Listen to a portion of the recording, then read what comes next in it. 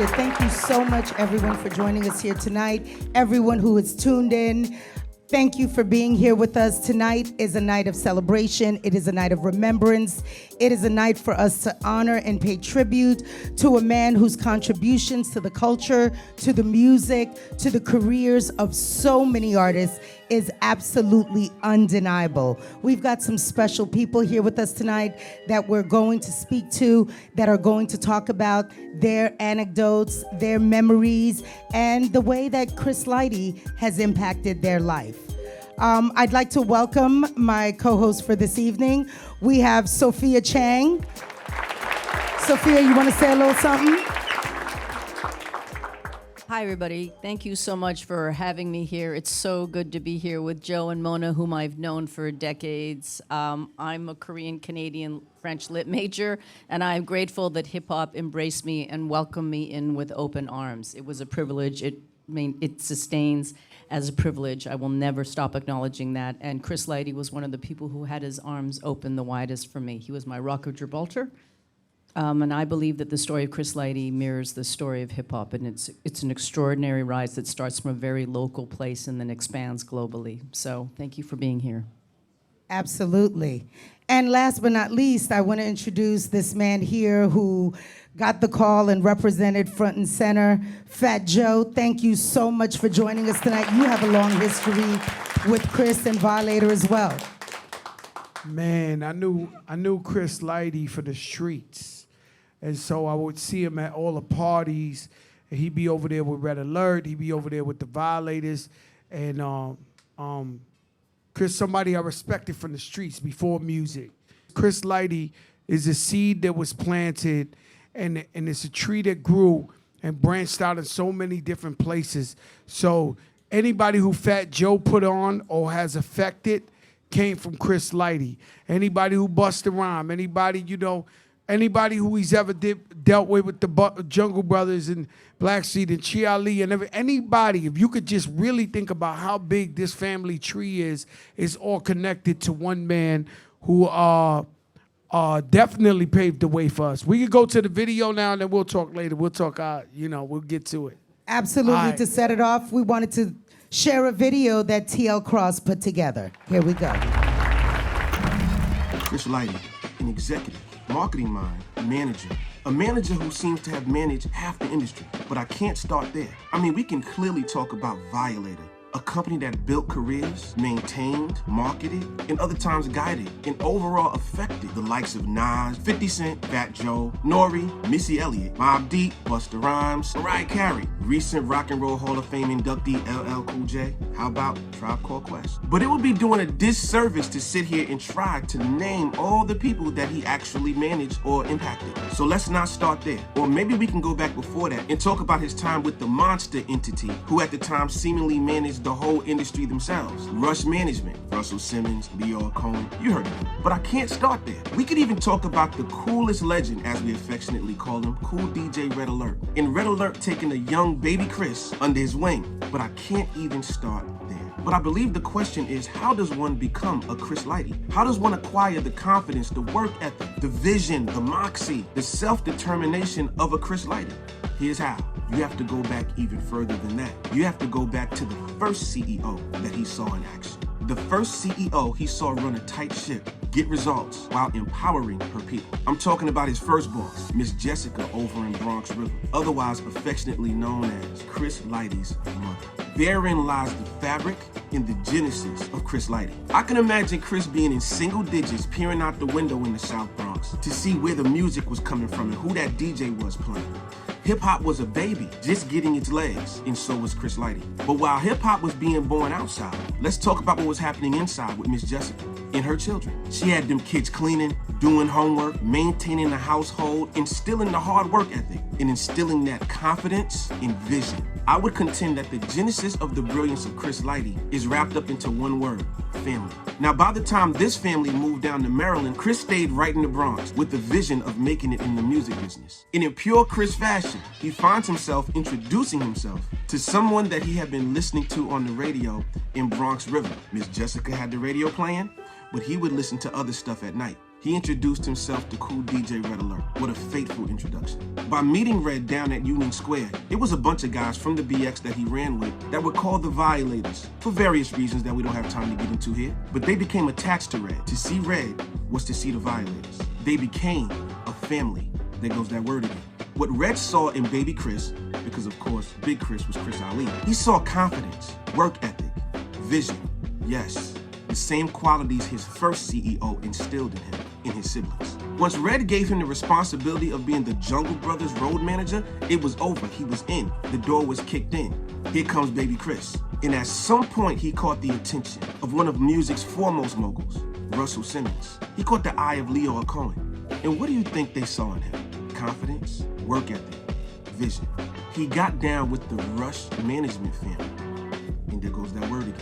Now, how many people can say they've had that type of torch passed to them? Because by the time he joined forces with fellow visionary, brilliant manager, and incomparable business mind, Mona Scott Young, the Violators' name took on a whole new meaning. They impacted what seemed to be like half the music industry through management, marketing, and you guessed it, vision. We're talking about the Violator family. Now, surprisingly, or at this point, not so surprisingly, once he gets on, he brings on his siblings, his family. I think you see a theme here. Thank you, Chris Lighty. Thank you for being such a building, holding up so many people. And thank you, Miss Jessica, for laying the foundation of such a powerful building. Be blessed. That was an amazing tribute by TL Cross. Thank you so much for that, TL. This guy's an amazing historian. Just the information that he had there, I didn't even know half this stuff. But speaking of which, I came in during the Violator Records and Management period of Chris's life. But before Violator Management and Records, they was just the Violators. So right now, we want to take it all the way back and start at the beginning. And we're going to bring up on stage now Chris Ali and Darrell Thompson of the Violators. Please welcome them to the stage.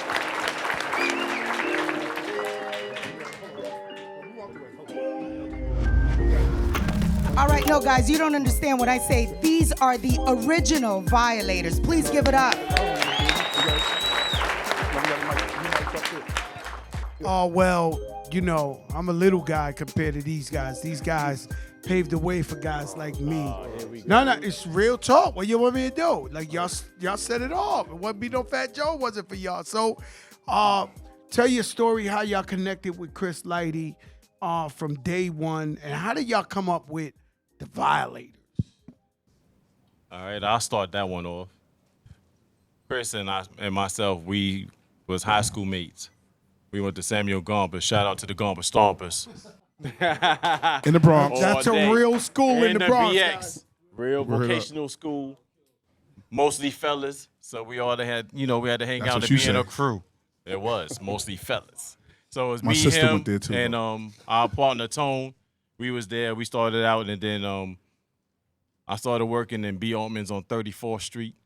He was working at Metro North, and then he was like, yo, we need to go downtown to see Red. Well, understand what he just said. Chris had a job working for a government job, Right. Metro North. Metro Understand North. that, Metro North. So listen to, go ahead. Right. So this dude made more money than me. But he want to take my little Friday paycheck and spend it all in Union Square. Supposedly. So we go down to Union Square. We met Red. We was like, yo, Bam sent us down here. He already knew that was a lie. He was like, well, y'all want to start hanging with us, carry the crates. So we started carrying them crates. Those crates, if you already know about those crates and those records, they weigh about 35 to 50 pounds each. It's like carrying a box of paper. If y'all know about that, I don't know. But, so we started going there. We started hanging out there. Me, Chris, and Tone, we started running around, getting there early. We used to come in there with a pad and a pen and some pens, find out who could get the most numbers. And girls was there, and when they was with they dudes, we was just like, fuck it. Oh, I could curse, right? I'm sorry. Yeah, all right. We was like, fuck it, we gonna go up at them. So we wind up going up to the girls while they was with they dudes, like, yo, you don't wanna be with these dudes, come with us. So you guys were violated. Yeah, we was violating. So that's exactly what we was doing. We was violating. So they was getting mad of us, and a lot of people that was in there was from Brooklyn. So they was, they was real tight that the BX dudes was coming up and taking all they chicks. So every time we did it, Red came the last time, he was like, yo, I'm tired of y'all doing that. Y'all come in here, all y'all do is violate it. From now on, y'all gonna be called violators. So from this point on, you are called violators. So from that point on, we was called the violators. Wow. It was Red Alert that gave us the name. And now that name, as you already know. Chris, you want to add to some of this? I wasn't down with that.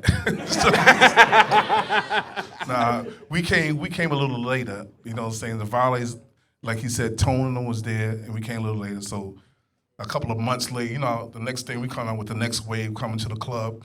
And we go to the club, and it's like, yo, go in the club with Union Square. It was hot. It was popping back then. We go walking in, Red DJing. We was like, yo, Darth Lever at the front door. He's like, who brought you here? We said, tell Red, Bam sent us in. Same story they said. 2 months before that. And Red's like, oh, here you go with this Zulu stuff. Right. And we walked in, and, they do anything at the bar. Now, matter of fact, back then, Chris and them wasn't drinking. So we older than them. So we at the bar drinking. They over there talking to chicks and all that. We just watching stuff. We like, all right. So when something happens, we jump in, because now we was the 55 crew. We from Bronx River. We ain't waiting for nobody. There was no Metro North jobs in Bronx River. Not till later on. Not till later on when our mom said, yo, you gotta go take that test. Like every Saturday morning, so you go take a test. Right. But the fact of that, like, I knew Darrell, I knew Chris, because the key point with that, we all came from Bronx River. Right. You know what I'm saying? So when they used to come hang out with Jazzy J, little Jazzy J, Tone and them, they was from Bronx River at the building next to us. So we was 55, they was 1435. And so we used to hang out together, but we always kept them like our little brothers. You know, like, all right. Rest in peace to little Jazzy. Make sure they all right, make sure all right. Until one night, we get into some big static with Brooklyn. And then, God, whoever might have died, Pig, Dog, whatever name, Hawk, and all those cats from Brooklyn. Cats know the Decepticons and all of them was running through there. Yep. So we was like, all right, you know what? They want to fight Chris. Chris like, I don't want to fight nobody. I said, Chris. They always want to fight the pretty boy, huh? It was I told him all the time. Failed. Everybody wanted to fight Chris. Listen, Everybody. We swear, listen, Drez, Chi, Fat Joe, you can say that. Y'all know. All you know. We not lying. We was like, I'll fight you. He's like, no, we don't fight him. We'll fight you. We want to fight him. Sure. Until we say, yo, Chris, stop letting them do this to you. That next day, we went to some joint at Land Quarters. Chris didn't wait. As soon as he seen Hawk walk in the building, he punched him in the mouth. And that was it. So you jumped from Union Square straight to Land Quarters. Yeah, you forgot about MKs. Oh, listen, now MKs was after that. So we had so many fights like Latifah. We ain't gonna talk about MKs. Latifah mad still about it. Yeah, please don't even bring that up. We ain't bringing that up because we had, at the minute, violators was wrecking every place we went to.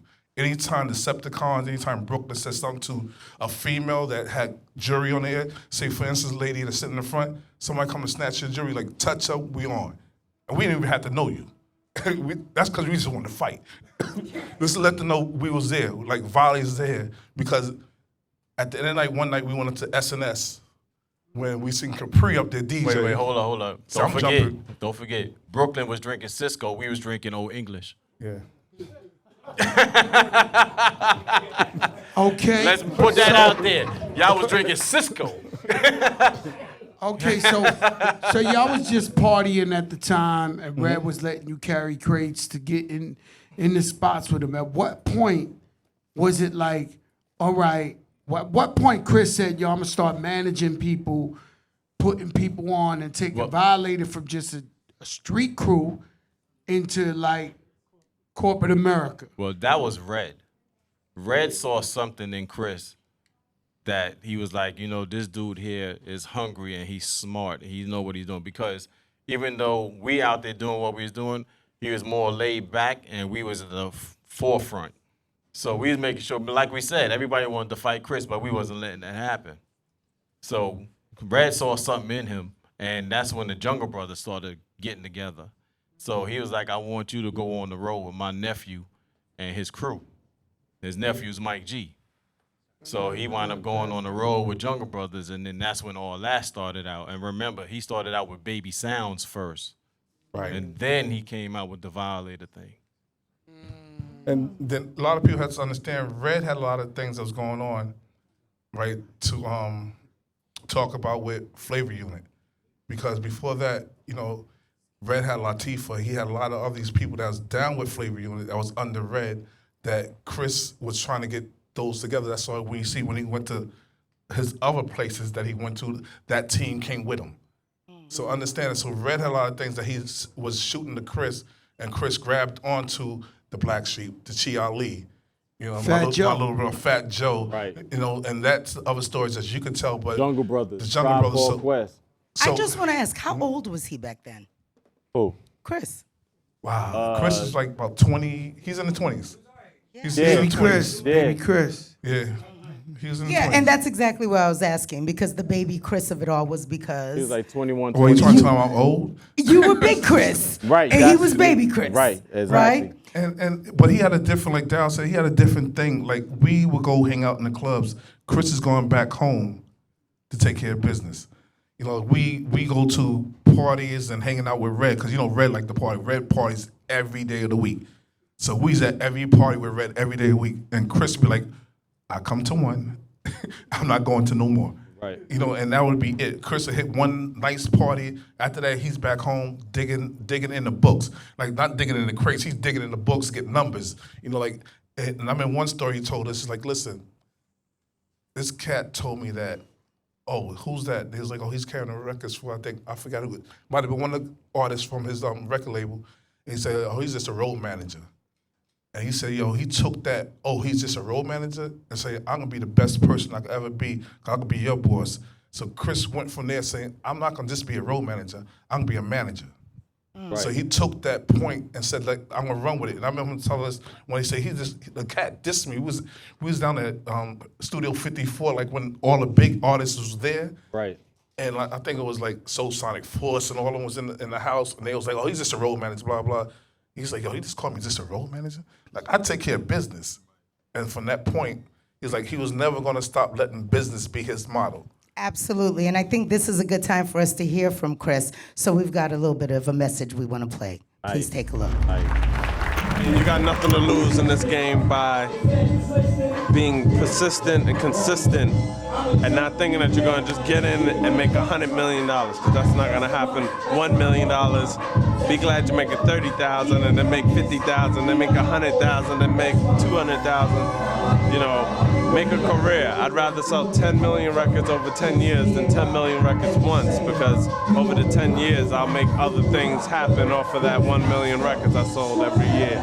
You know, make a career of it. So you have nothing to lose as long as you're focused on building this as a career. This thing, as much as we compare it to the drug game, it's not the drug game. The fucking feds is watching, the police is watching, the streets is watching, everybody's watching. So you have to be very serious about it and, you know, deal with it accordingly. I tell people I'm the garbage collector and the CEO, you know. I turn off the lights and to make sure the air is off, because it's a business. Everybody fronting like the money is nonstop. It's nonstop until it stops. And then we'll see how nonstop it is. Wow, those were the words of Chris Lighty. And interesting to hear the guys talk about him, because as they were talking about how he would go and dig in the books, that's the one thing I remember about Chris. He was always trying to learn new things, always trying to better himself. I remember one day in the closet in his office, he had books that were teaching him how to use the computer and how to, you know, just things that you wouldn't even think about for a guy who supposedly came from the streets. He was always pushing to better himself and to learn more and to grow as an executive, as a person. So I think those are the things that people didn't really know, but it was good to hear the guys talk about that. Yeah, and sorry, Mona, I would just like to add too that I love that you guys made the point that he didn't drink and he didn't get high. I remember that Chris, from the day that I met him, it was probably 1988, he was always stone cold sober. he was he enjoyed the music and he loved everything, but he never felt like the party guy, and he was always like super focused and super disciplined. I and think it that had a showed lot to out. do with discipline and control, wanting to make sure that he No had question. the ability to control the situation, so he had to stay sober. But anyway, we want to move along here, and now we're going into another era, and this era actually kind of coincides with me coming into Chris's life, because the next gentleman that we're about to bring up, I had the opportunity through my relationship with Chris to not only work with both of them, but to work with them on their stage presence. And we're all laughing here because working with them on music and in their music videos. Let me just put it out there, okay? Please put your hands together as we bring up Drez of Black Sheep and Chia Lee. This is a whole nother side of my life, but definitely a big part of my Violator life.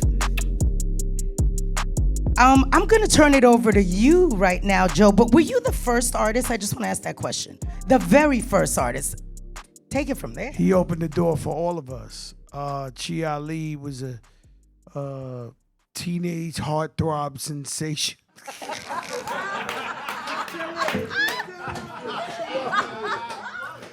And he opened the door for all of us, man. He was popping legendary. And I think he came from y'all. He was like he was the baby out of y'all crew. Chris, I have a really, really cool history with Chris. Black Sheep Drez, in case anybody's under the age of whatever. But just to say, Black Sheep was the first group that Chris signed to a label. Chris was our first manager.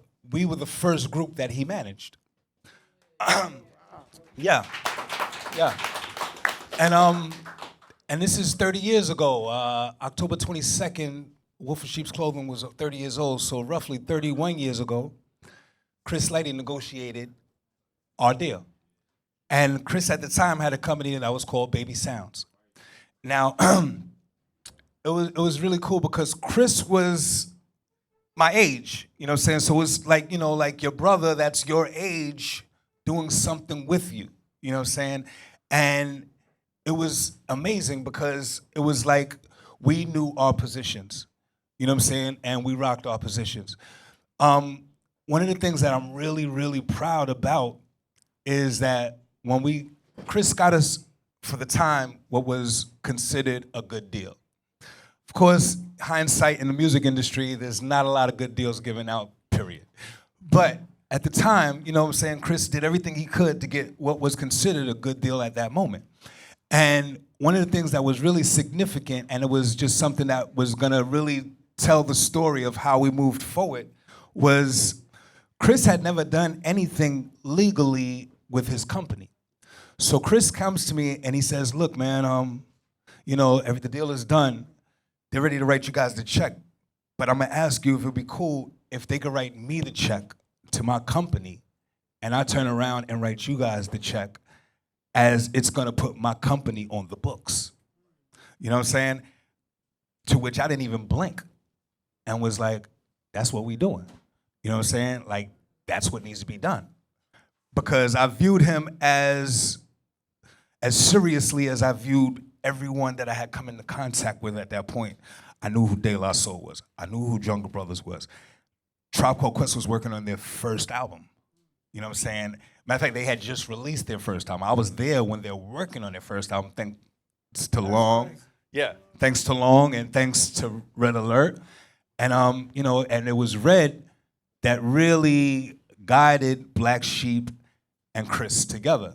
We had done this demo, and the demo was pretty impressive, you know what I'm saying? And at least to the natives, because that's really all we were concerned with. We were concerned with impressing the natives, because we figured if we can impress the natives, the general public, that's a cinch. But if you can impress, you know what I'm saying, De La and Jungle and Tribe, then you're doing something. So we had impressed them, and Red was impressed. Red had a good man by the name of Dave Funkenklein make a bunch of phone God rest his calls soul. on our behalf. You know what I'm saying? Which included Rush, included Polygram, a few other labels. We were excited to go to Rush.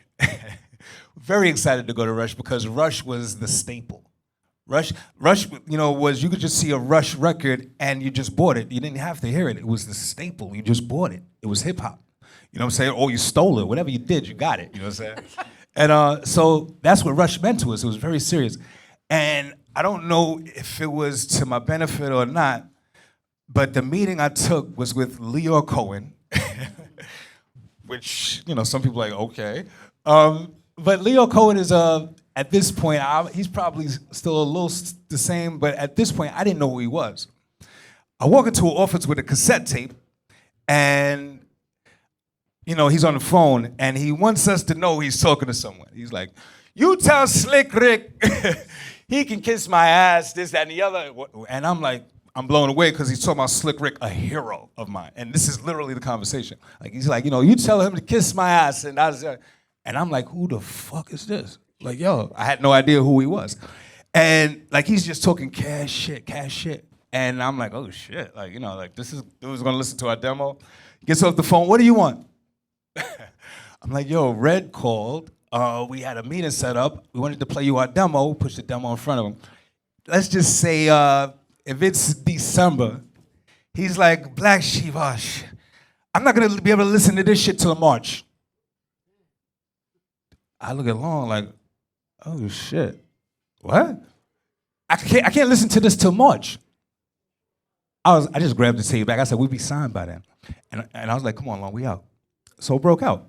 We wound up signing with Polygram. Now, the reason I'm telling you this is because after we did the deal, after Chris Baby Sounds was off the ground and we up and we running, you know what I'm saying? And we proud, we're mad proud because we really accomplished some shit. We're working on a Wolf in Sheep's Clothing. And Chris is about to go become a part of Rush. And I'm like, yo, Chris, man, damn, man, like, I'm not trying to be an asshole, but I will stab this dude. Like, literally, I literally will stab him. I don't like him. I don't like how he's talking about our culture, our people. I don't like him. And I don't want to go there because of him. Keep it in the buck. To which Chris is like, damn. You serious? I'm like, yo, man, I don't think that's the place for me, man. Like, honestly, like, I'm not trying to be that dude, but I already know that's not gonna play well. He had to respect it. He's like, I got something. He introduces me to Shakim. Shakim owns Flavor Unit with Latifah. Latifah's family. You know what I'm saying? Yeah, Chris, this will work for me. Chris goes to Rush. I go to Flavor Unit with Long. And that was the beginning of our Flavor Unit career. Now, mind you, Flavor of the Month is out. You know what I'm saying? Like, we come to Flavor Unit with a single out that's popping. You know what I'm saying? And we're off and running. You know what I'm saying? And the career goes how it goes. It was amazing. Like, it's still amazing. You know what I'm saying? And just to say, I don't want to take you through the day by days and this and the other. What I'm going to do is just show you how dope Chris was to me. For years and years and years, I watched Chris and Chris watched me. He was my friend. There was never a point in time that I could not reach out to Chris. There was never a point in time that he was not willing to help me. I was not his artist. He was not making money off of what I did. The thing that's about a man that really speaks to who he is how he carries himself. I can say this, and not a lot of people are gonna be able to say this. Chris got me started. The week that Chris passed, I was in his office. It's not a lot of people that are gonna be able to tell you that how they started, the cat that they started with, that's still their man. That's still their man. That was my man. I was in his office. It wasn't even about me asking him for nothing, him giving me nothing. We were talking. And one of the things that I always remembered about this conversation was that he talked about his relationship. He had never had this conversation with me ever before. Ever. So it struck me. You know what I'm saying? It struck me. And, you know, I can only take what he gave me. I could never put something there that's not there. but it was odd and something that I carried with me, and it made me think when I left his office. And the thing that's crazy too is that he volunteered to help me. I was working on new music. I was about to release a project called From the Black Pool of Genius. He reached out to Google. He reached out to about 2 or 3 different people that I didn't even ask him to, because I played him a few tracks and he thought that he should reach out to a few cats on my behalf. That was my friend. You know what I'm saying? A lot of people don't move like this. A lot of men do not move like this. It's what is it in it for me. You know what I'm saying? Chris was my dude. He was a brother. And I just want to say, like he reached out, believe it or not, to Leo Cohen. Which was hilarious to me because he knew the history, and he's telling Leo how Leo needs to do something for me. He's telling somebody else how they need to do something for me. And I was like, yo, dude, like I love you, man. Like, you're just such a genuine brother. I appreciate you, man. And, you know, like a week after that, like, he wasn't there anymore. And it broke my heart because Chris was always concerned about his people. And he was such a man's man that I wasn't able to identify that he needed me. And it hurt my heart. It really did. It hurt my heart. Him having that conversation was his way of telling me that he needed someone to talk to. You know, and I listened to him while I was there, but I couldn't help but feel like I was supposed to do something more, you know? So, I mean, you know, sometimes life is what it is, you know what I'm saying? And you keep moving. But I gotta shout him to say that, like, we started together and he was the same dude at the end. Like a lot of people will not be able to say this. No, absolutely. Because it's just not true. No, absolutely. It's just not true. I could call him. Matter of fact, he would call me. He represented Joe, 50, Tribe. I was working on a project that none of y'all have heard of called From the Black Pool of Genius. You know what I'm saying? And Chris would call me and give me a shout. He put me and Chi together. You know what I'm saying? She was with Chris. Chris came through, looked at both of us together, and was like, y'all look good, and left. But You know what I'm saying? Dres, there's so many remembrances, and thank you so much for being so open Can and sharing. I 'cause tell one story? Well, you you know what? took it I'll to come a back to the place. story. No. Listen, I want to hear from Chi as well. But no, this is what's so important about moments like this, right? And I want We to say wait- thank you to Chris for this. 30 years later, yo. yeah. Like how many of us get to do this? 30 years later. This is a brand new shirt I put on today. You know what I'm saying? Like, thank you, Chris. And I hope a lot of people realize that a lot of photographers, a lot of videographers, a lot of writers, a lot of people that don't touch a microphone have jobs because of Chris Lighty.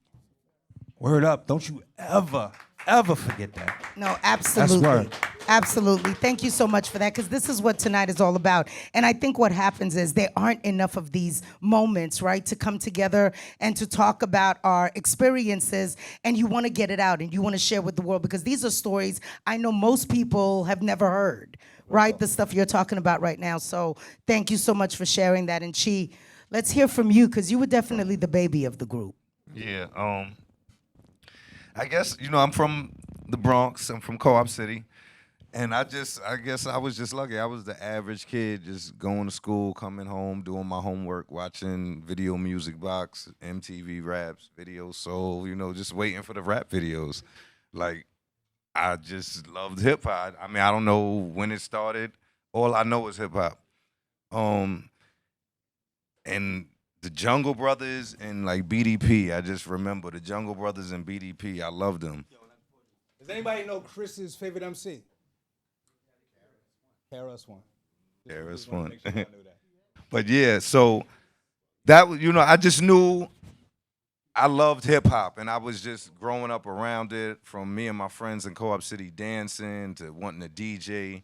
And Allison and Kika, who were the Safari sisters, they were Latifah's dancers. They were from Co-op City, and they went to high school with my older brother.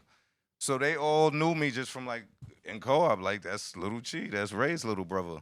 So it was just like a summer. I guess I must have been around 12 when Latifah, Light, everybody just was hanging out with them over there. So Latifah, Rap for My Madness was out back then. So just kids in the hood growing up, we was like, oh shit, like MC Light, Special Ed, just different groups from EPMD to Jungle Brothers. And for me, I was like, yo, these are the motherfuckers I'll be watching on the video. So I was just like in awe, and La would be going to the supermarket, and I was just like, yo, what up? And she was like, you coming with me? Like, yeah, I'm coming. And I just tagged along, and I'd be helping upstairs with the bags, and I just was there. And that's really where I met Chris and Shakim. And I guess it was so many females from, La and what's her name, doing it well? LaShawn. And Co-op, Allison and Kika had Allison and Kika's had the apartment, but it was like a summer. Latifah stayed there like the whole summer. So I was just around, and for me being around, I think it was Alan Kika's spot. Yeah, it was Alan Kika's spot. I think it was Kika's. Her mom's left, but I guess just it was so many females. Shakim and Chris was the dude, so I just used to just be with them a lot. And I know I went with Latifah and them to a show at the Apollo, and when we got there, I ended up going with Chris and Red to the Jungle Brothers dressing room because it was all females. And I think Africa had missed a flight like from London, so Mike G and Chris and Sammy B, they're like, yo, how we gonna do this show? And I'm like, let me rhyme. And they like, yo, you rhyme? And I'm like, yeah, I rhyme. Like, I didn't even know it. Like, I never knew I rhymed. You know what I'm saying? But I had a poem. My pops used to send me to African manhood classes in Queens, and they used to make us write poetry. And I had a poem, but to me it was a rap because poetry wasn't cool. Like, rap was cool. You know what I mean? And I told them my poem, but I said it like a rap. And Chris was like, you're not going to be scared? And I was like, nah. Do you remember that? I swear I remember. No, do you remember the rhyme? Vaguely. Oh, okay, because I was going to say. Vaguely, yeah. But long story short, Mike G called me out, and I did my thing, and it was at the Apollo, and the crowd was like, "Go shorty, go shorty," and I just remember like being really happy and smiling. And when I walked off the stage, because the Jungle Brothers weren't done with their set, Chris was on the side of the stage, and it was just me and him, and he just like grabbed my shoulder. He was like, "Yo, you did good." He was like, "Yo, I'm gonna sign you, bro." He was like, I was just like. I remember that because I remember him coming back and saying, that kid is a star. And I didn't know. I was just like I could do a video. You know what I'm saying? Like, that's all I wanted to do was a video. But from that day on, like, Chris more or less was always a big brother, but as far as in the music industry, almost like a father figure in a lot of ways, because, when you, at the age I was, your parents could tell you something, but you're not really trying to hear it. But that older person in the hood or that older person you look up to could tell you the same exact thing, and you'll do it. And Chris was that older person, and him being attached to the Jungle Brothers, just being attached to hip-hop was even like, he was like God to me. Like, I would have did whatever he said. Like, I would have did whatever, that was... When he told me that, and he made true to his word, it was unbelievable to me, and like my life changed forever, and I owe it all to him, like, for real. That is amazing. Thank you so your much. Your father Chief. was fucking dope, yo. Listening to all of these stories is like a history lesson, right? It's more than just about these individual stories. It's about the history of hip hop. You guys are hearing this unfold, right, over the course of these years. But, this month, November, we are celebrating National Hip Hop History Month. We are celebrating Chris Lighty's life and legacy from the Universal Hip Hop Museum. This is the pop-up shop, the Revolution, but we're going to take a quick break to take a look at a video of the Universal Hip Hop Museum's groundbreaking and their Hip Hop History Month celebration.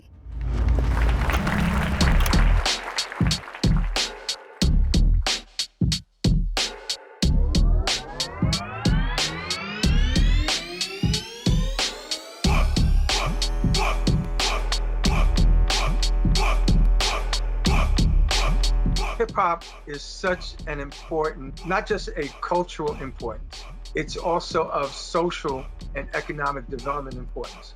When I think of hip hop has been the voice of the voiceless, the story of marginalized communities, where people can tell stories about the social inequities that are happening in communities, Black and brown communities, not just here in America, but all around the world. As long as hip hop is around, the museum will serve as a curator and an educational overseer, making sure that the kids have access to this culture through our collections, through our artifacts, through our storytelling, and through our programming that will be produced inside the museum and outside of the museum. As we share curriculums, we're creating something that people will experience worry-free from any form of a pandemic in the future. Open spaces, immersive technologies, using virtual reality, using holograms, just so that we make sure that people come in there and they feel comfortable. But more importantly, they feel like they're walking into a new dimension, a new type of museum experience. And that's what we're building at the Bronx Point.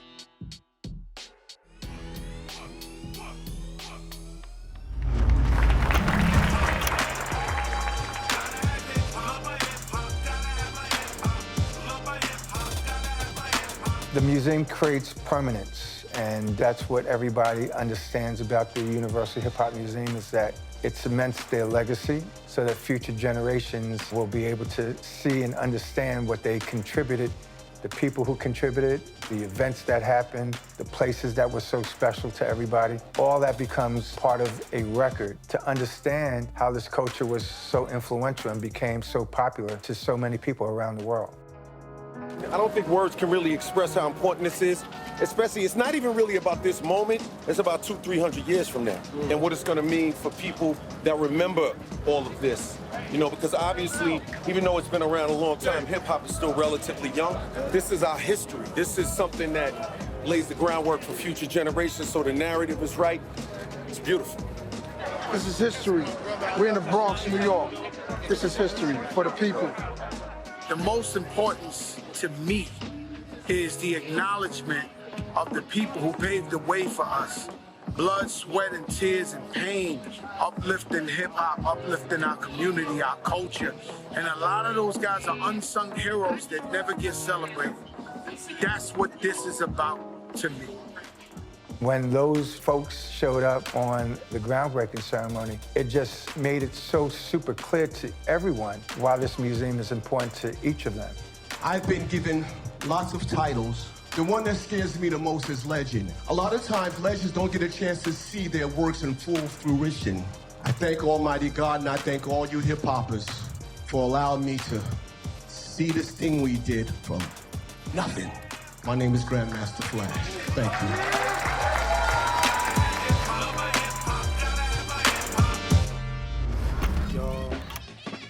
This is Paz from the group De La Soul, in tribute of my man, Chris Lighty. Chris was everything, man. Chris was a dope brother. Fly. Chris was loud and wasn't having it. Chris was super smart. Being a road manager for Jungle, stories upon stories we had during that time of our lives of us coming into the business and befriending Jungle Brothers and meeting Chris. But then even skipping ahead to him, like just being so trustworthy and on point. He was over Tribe, and by the time we got down with Rush Management and Tribe came over to that way, with Chris. Chris actually came that way with Tribe, and from there just start learning so much from Leo and Russell. So just to see the progression of this very smart dude, understood the street, understood business, and his growth. Just seeing Chris just kind of be the center of something, but learning how to be quiet and in the shadows of something.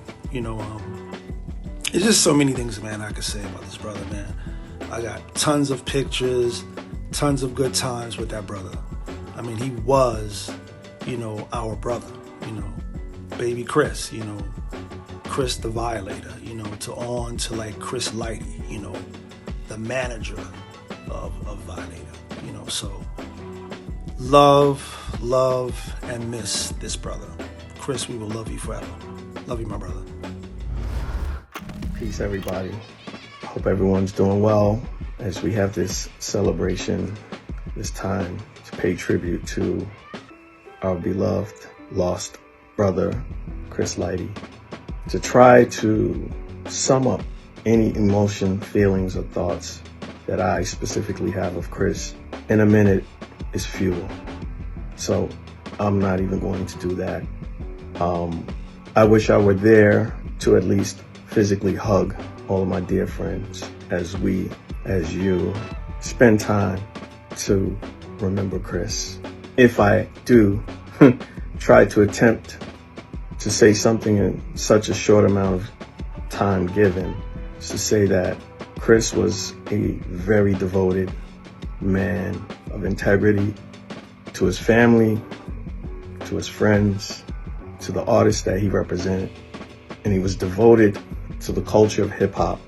So it's only appropriate that he is honored and remembered in this house, the son of the Bronx, who gave so much to carry the culture forward and to do so successfully from the corner of the Bronx, from where it all started for us all, to the far corners of cities in Russia and so many other places of the world. He means a lot. And even in his absence, we should be reminded of what is possible when you carry the culture on your shoulders to move it forward. So he meant a lot to us all, and still miss him. So I bid everyone there peace and love, and please reach out to people because we don't know, you know? That's all I'm going to say. Peace, everybody. So as long as I've known A Tribe Called Quest, and at this point I think that's 33 years, I have known our next guest, Lightro. I call him Light. He's been their tour manager as long as I've ever known the group, and boy, do they need to be tour managed. And he has the unique constitution and a very unique set of skills, let's say, to be able to be on the road with them. And it is my honor and my pleasure, my privilege to bring our boy Lightro up here to speak about Chris. Mr. Cartagena. We're gonna cut all that Fat Joe stuff out. It's Mr. Cartagena. So, I met the band Q-Tip and Ali in high school. So, I'm gonna speed it up. I'm not gonna try to be too Hold long. up. Before we go into what you're doing, let's bring up Busta Bus, because this is around the time. Let's bring your bus. Your bus. So in big, 1990, son. there was a club called The Building. It was an underground hip hop club. It was a former Con Ed power station.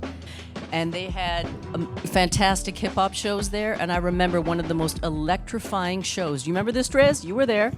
They had this railing that was up where the technicians used to walk back and forth. And that's where the artists used to perform. And I remember seeing this group called Leaders of the New School. And who jumped out was Busta. And I remember you guys were hanging off that railing. You remember that? It was crazy.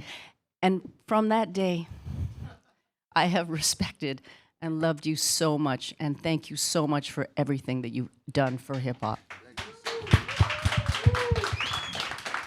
So, like, you break down. I'm sorry for interrupting you, but good. You know, there's a lot of people been in Chris's life, and it just feels like that was the, Bus No is doubt. the natural progression from y'all. So tell your story, Chris, and all that, and then it's definitely gonna lead into Busta Rhymes. Okay, so I met Q-Tip and Ali in high school, but I didn't go to that high school. So I have a mutual friend, Rob Duncan, who went to high school with Q-Tip and Ali. So at this point in time, the Jungle Brothers also went to high school with them. So the Jungle Brothers, they had a record on the radio, and everyone in New York City coming up to this high school, they want to battle They coming up to the school. They want to battle, battle, battle. That's it. We hear these guys is in here. They rapping. They on the radio. I want to battle. So my mutual friend Rob Duncan, he would say, "Yo, boy, you got to come up to the school with that thing, because these guys is coming over here. And my man John, which is Q-Tip, come on, my man John's gonna battle, and we don't want nothing to happen. So you got to come up here and make sure you have that thing on you." Right? So I go up to the school. A unique set of skills. I'm hanging outside the school, right, of Murray Bertram, and the guys are coming out of there.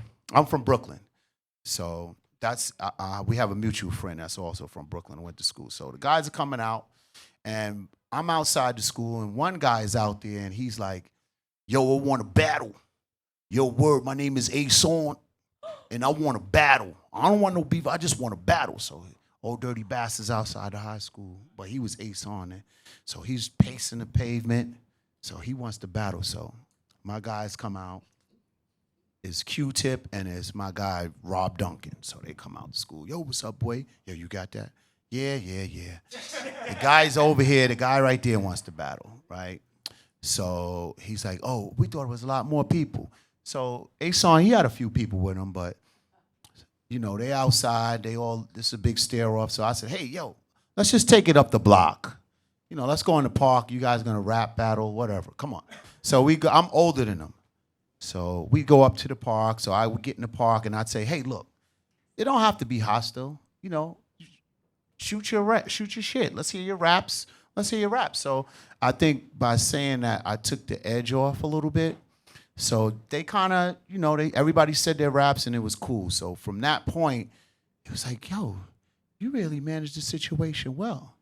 So I like to say I manage personalities. So fast forward, they introduced me to Chris and the Violators, and I was on the Brooklyn side in those clubs, all right? And we wasn't only drinking Cisco, we was drinking Old English too, all right? So I was on there, I was over there with them, and we're in the office, so, I was so excited, just like you, Dres, we're like, "Man, I'm in the office, we really working this hip-hop?" Because, I'm just here, the cassettes, I know, what's the cassette they bring up to my school? Showbiz and AG. They were outside the high school selling these cassettes, right? So fast forward, we're in the office. So me and Chris, we strategize. That's the thing. We get in there, we strategize about Mr. Cartagena, about you, about him, all the guys, we strategize. So he has this way that I've been mastering it. He has a way, like, he don't like what you're saying, Chris.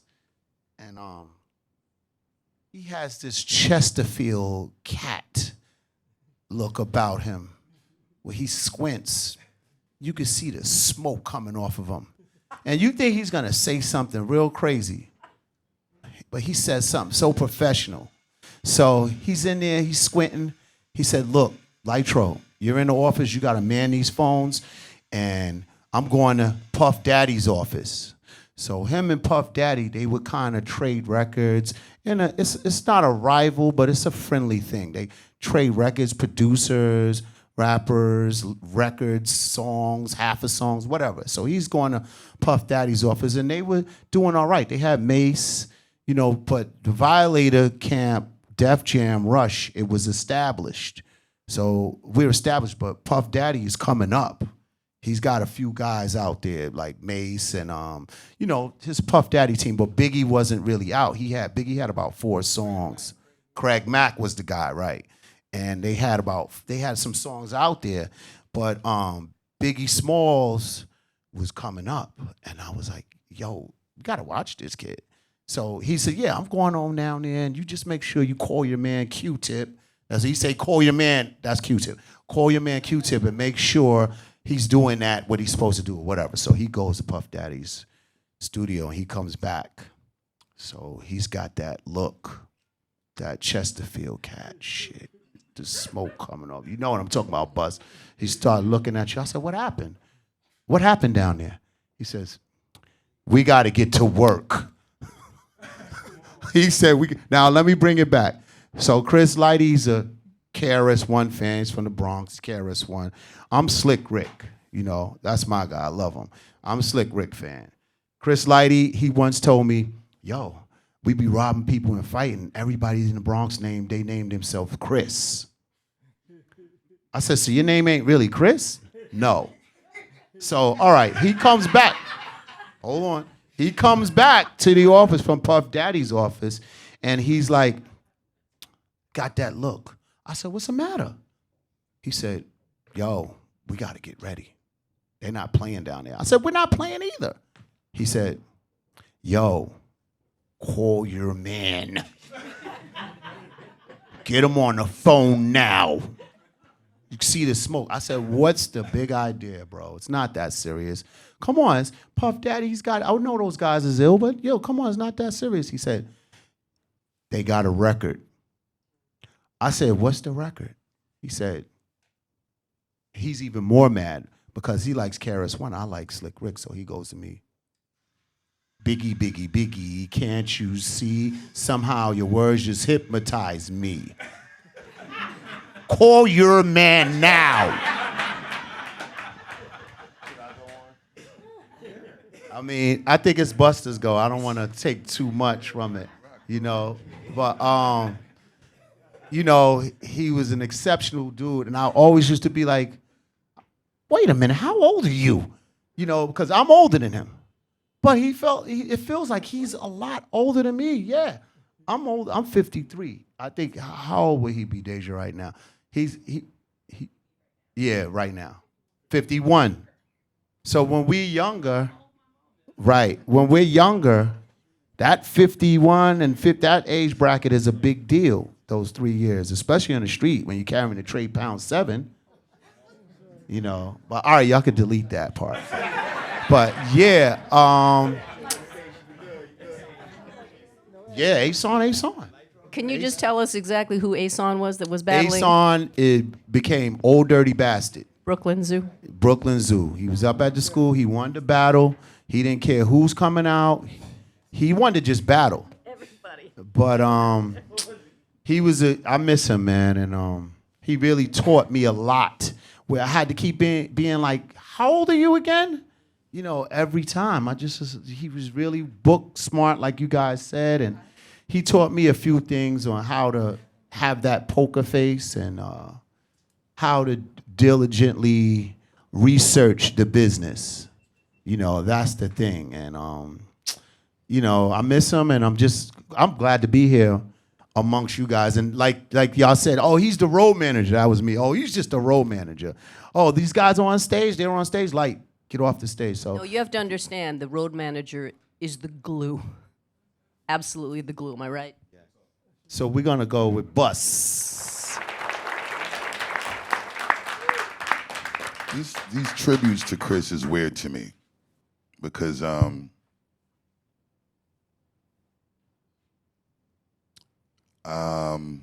I don't want to, forgive me if I say anything that's a little uncomfortable, but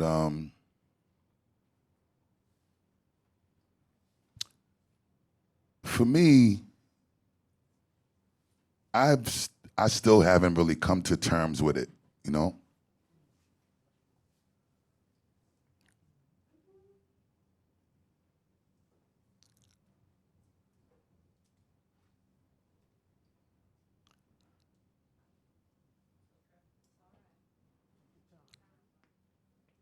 So,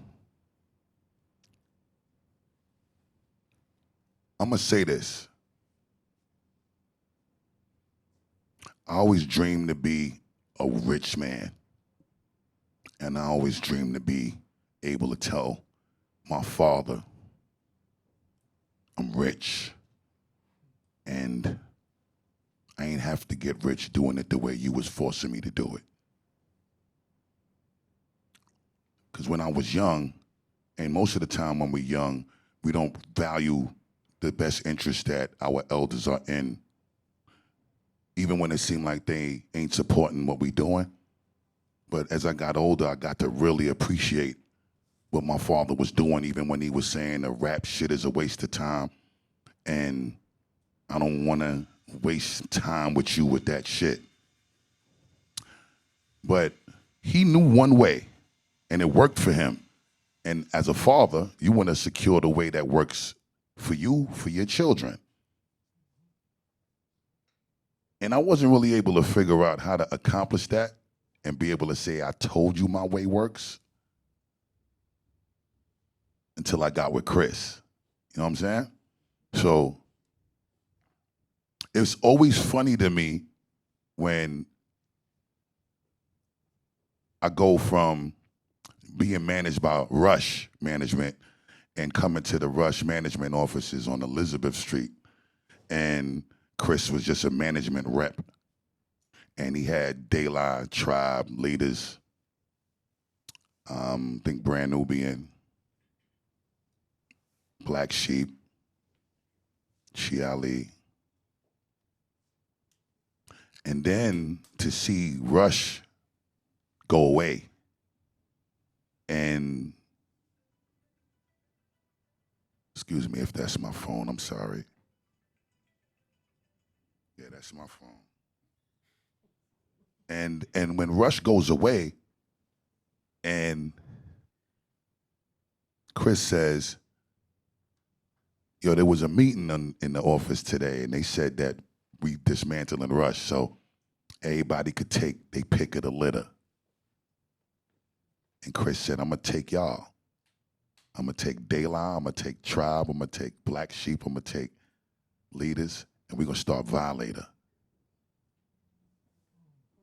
And then Violator starts, right? And then I never wanted to be a solo artist. I was scared of that. So that's why I was always a part of cliques, those Leaders of the new school. And then when I was having my differences with Leaders, I always ran to the Tribe sessions. That's why I was on so many Tribe records. You know, I always came to the Tribe sessions. When Q-Tip said I couldn't come, I'd go to Phife Crib and be like, I'm coming with you. Fuck what Q-Tip said. And I would always wiggle my way into the Tribe sessions. And as the youngest of the Leaders of the new school, I was the first one to have a child. So I had to figure out how I was gonna provide. So I had to find my way on records so that I could send an invoice by calling Chris. Once I knew, when I found my way in these sessions, I was able to wiggle my way into a verse, swindle my way onto somebody else's song that they didn't foresee happening before the moment I might have walked through that door. Can you please send this invoice for this amount tomorrow, Chris? And he would do it. And I saw that $5 grand, $6 grand, 10 grand, 4 times a week was a lot of money at my age, still living with my mother, not having no overhead. But I did have this little baby that I was responsible for, and this mother for my child that I was responsible for. But I'm saying all of this to say that at that point, I started to figure out through Chris and Mona, and more so Chris before Mona came, because I didn't call Mona when I was doing the verses on other people's songs or when I was finding or swindling my way into people's sessions. But it started with the practice that I was getting with Tribe because of the way I was finagling to get in there, with, even after Tip would say I couldn't come. So I would take that and I would apply it. And I'm saying all of this to say that I really started to figure out how to hustle and get to this money through Chris. Because Chris would always say, you eat what you kill, nigga. If you don't kill shit, you're gonna starve. So I used to call studios because I took that saying and applied it to every single day of a 30-year legacy that I'm celebrating this year. And all of the features that I ended up on, and all of the collabs that I ended up having, you know, I ran towards whoever was considered the top 5 MCs. So I ended up with collabs with Eminem and Jay and Nas and Biggie and whoever they said was the top 5, because, you know, I always hated to not be in those conversations. And I wanted to force motherfuckers to rethink that. And the only way that you're gonna rethink that is if I create the moment where I'm on these records with them and you had to reevaluate who was the weakest link in those moments. And as a violator, I knew that that was not something that was even a possible option because you would never not hear the last of it. So I used to call studios to find out who was in there. Them times it was pre all of this new breed of weed. It was just skunk tie, indica, cess, seeds in your weed popping as you roll your Phillies or you would roll your White Owls. And I would get the White Owls in particularly because they burnt the slowest. And I would go to Gates between Marcy and Nostrand and get me 520 bags of weed, of chocolate, $100. I pull up to these studio sessions. I was working in all of them anyway, so I was cool with all of the assistants and all of the receptionists that worked at the front desk. And I would ask them who was in these studios, and they would tell me. So I would just pop up, and I would go in these sessions, and I would always act like I was in there the night before and I left something, so I need to come in there and look for it.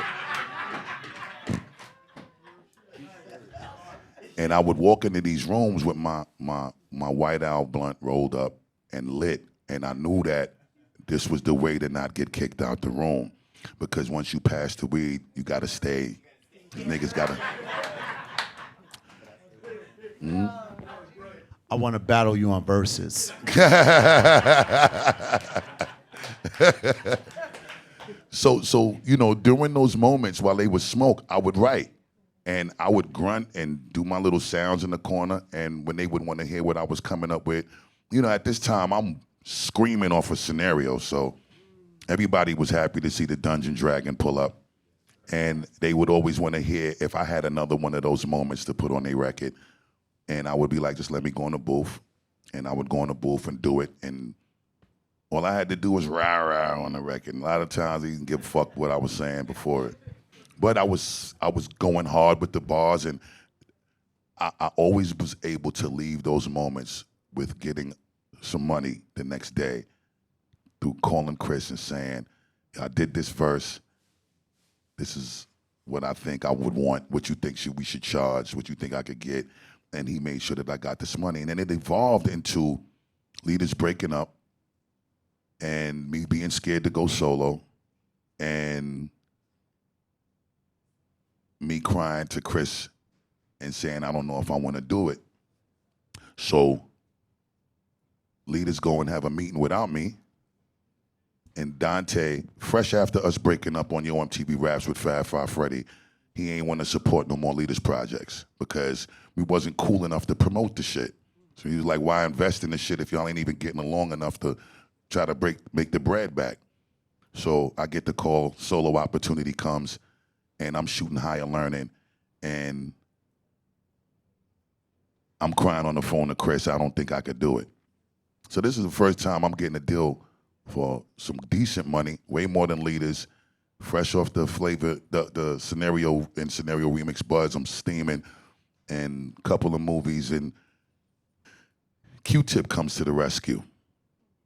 So Q-Tip comes to LA, and at the time, you know, it ain't nothing but platinum tribe shit on the wall constantly. And he comes to the studio in a white CE 300 Benz coupe two-door with a tan convertible top. And I just was looking at this motherfucker like, how did you do that? And we in the studio, and I'm trying to come up with shit. He puts up a beat. I can't come up with nothing. I'm crying in the studio. So he's saying to me, just say whatever comes to mind, and don't worry about it. I'll just record whatever, and we'll figure it out later.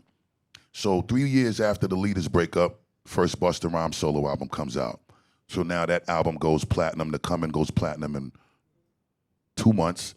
Woo-Ha goes platinum in 6 weeks. And my life changes.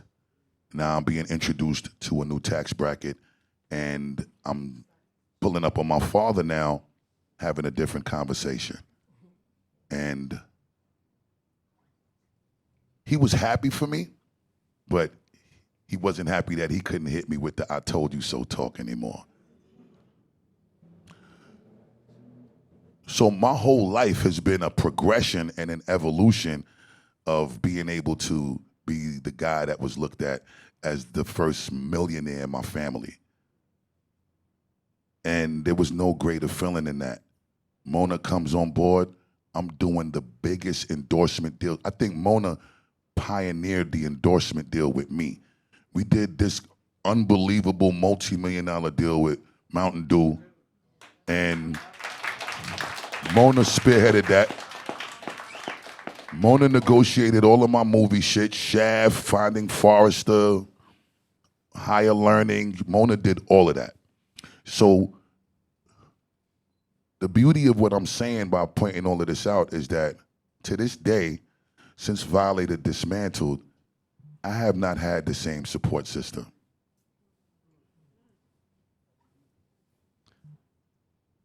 And it's been extremely challenging. I'm gonna always figure it out, because failure ain't an option. I'm a Taurus. I used to be a stubborn Taurus, but now I'm a determined Taurus. There's a difference between the two. One was an irrational motherfucker, especially when I was on my Violator high horse, endless bags of money, and I was holding my own Johnson with pride.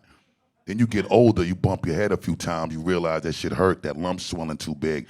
You gotta start figuring out how to get around that wall, over that wall, or under the motherfucker, because you obviously ain't getting through it. So that's where you start changing up the stubborn shit, but you don't compromise the determination to still get around that wall. So Violator as a Voltron, to me, and in my experience, is the most unfuckwittable team in existence. You know what I'm saying? And I'm not, and salute to all of the other incredible teams of support systems that exist now. You know, there's several, you know, salute to Rock Nation, salute to, you know, Sal and Cash, salute to, you know, Nas's team. There's dope teams now, but the blueprint, the prototype is Violator. And, you know, it's hard to come to terms with Chris not being here when that footprint that was left in the concrete by them shoes still ain't found the right foot to fill a shoe. You feel me? So that's it for me. Wow. You know, that's Busta Rhymes there, man. He too much of a legend, of an icon to even attempt to, like, stop it or nothing. So the guy here keeps showing me, yo, the video, Russell Simmons, Leo Cohen. I'm like, yo, my man. You don't know Busta Rhymes, man? Let's go to this videotape. Russell Simmons, Leo Cohen. Let's go. So they're looking for a funny moment. They said, and maybe I got the instructions wrong, or maybe not talk about Chris, or like a funny moment. I gotta watch the tape of everyone else because I don't know what the fuck funny about Chris Lighty. Chris was a lot of things. I never thought of him as funny. He's smart. He was insightful. He was unorthodox. He was courageous. He didn't give a fuck about nobody, right? So he was always courageous, right? And he stood up for his artists and he fought for them. And I guess he could laugh with him, but he wasn't funny. Serious about his business, and he made a lot of people a lot of money, and we all love him for that. And everybody remembers him as a mentor. For me, he was a mentor, and he supported my growth in so many ways. Sometimes I would be like playing mentor, but really I was getting shit from Chris. I'm telling him mentorship type things, but he was really mentoring me. So Chris was a teacher. He was fun, but not funny. Serious. Not in a bad way, serious about his paper. Nice to hang out with. Courageous, even when he was a kid, he'd get himself in messes. And you know, I remember once in the building, the name of the club was The Building, and Chris got in a beef, and you know, everybody got fighting and shit. And Chris didn't mind. Chris was like, you want to bring it? I'm here. He grew out of that, of course. He became less hood, but could never really fully leave the hood because that was his family. And he was always connected, never disconnected from his community and from the people he grew up with. and I loved him, and I guess that's all I can say. There's no funny fucking moments though. You simply cannot discuss hip hop without referencing my friend and my colleague, Chris Lighty. Chris Lighty came from the Bronx. I first met him when he was associated with Boogie Down Productions. He was a light. He made things happen. He brought people along, and he was really, really special.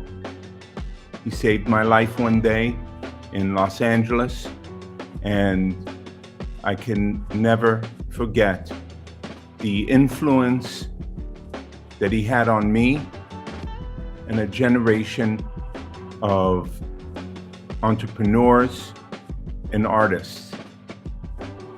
Each day, Chris Lighty lives. He lives in all of us. All of us that are standing on his shoulders. Thank you, Chris, and lots of love. Lior. Oh, wow, and we are back. That was powerful, hearing from Lior and Russell. And also hearing the stories from Light about the Tribe Called Quest days, of course, Busta. I couldn't even be up there for that because I knew Busta was gonna have stories on stories on stories. And we've heard from so many people, but we haven't heard from you, Joe, because I know you've got a lot of stories yourself, you know? You went deep, I think too. I got a speed talk this one. I was in the streets. I'm from the Bronx. And it's just so weird that we in the Hip Hop Museum and I pretty much know everybody on every picture in this place just from being a little kid. My brother was a crate boy, so I wanted to break down what he was saying about crate boy. Back in the days, there were no computers, there were no Seratos, there were like records of vinyls, and you'd be honored to carry somebody's crate. My brother used to carry Grandmaster Flash's crates. And they would reward them not with money, but by giving them the flyers you see on the wall to give out for the next party. Wow. And so I was a little kid, and he would bring back all the tapes, cassette tapes of the Zulu Nation anniversaries.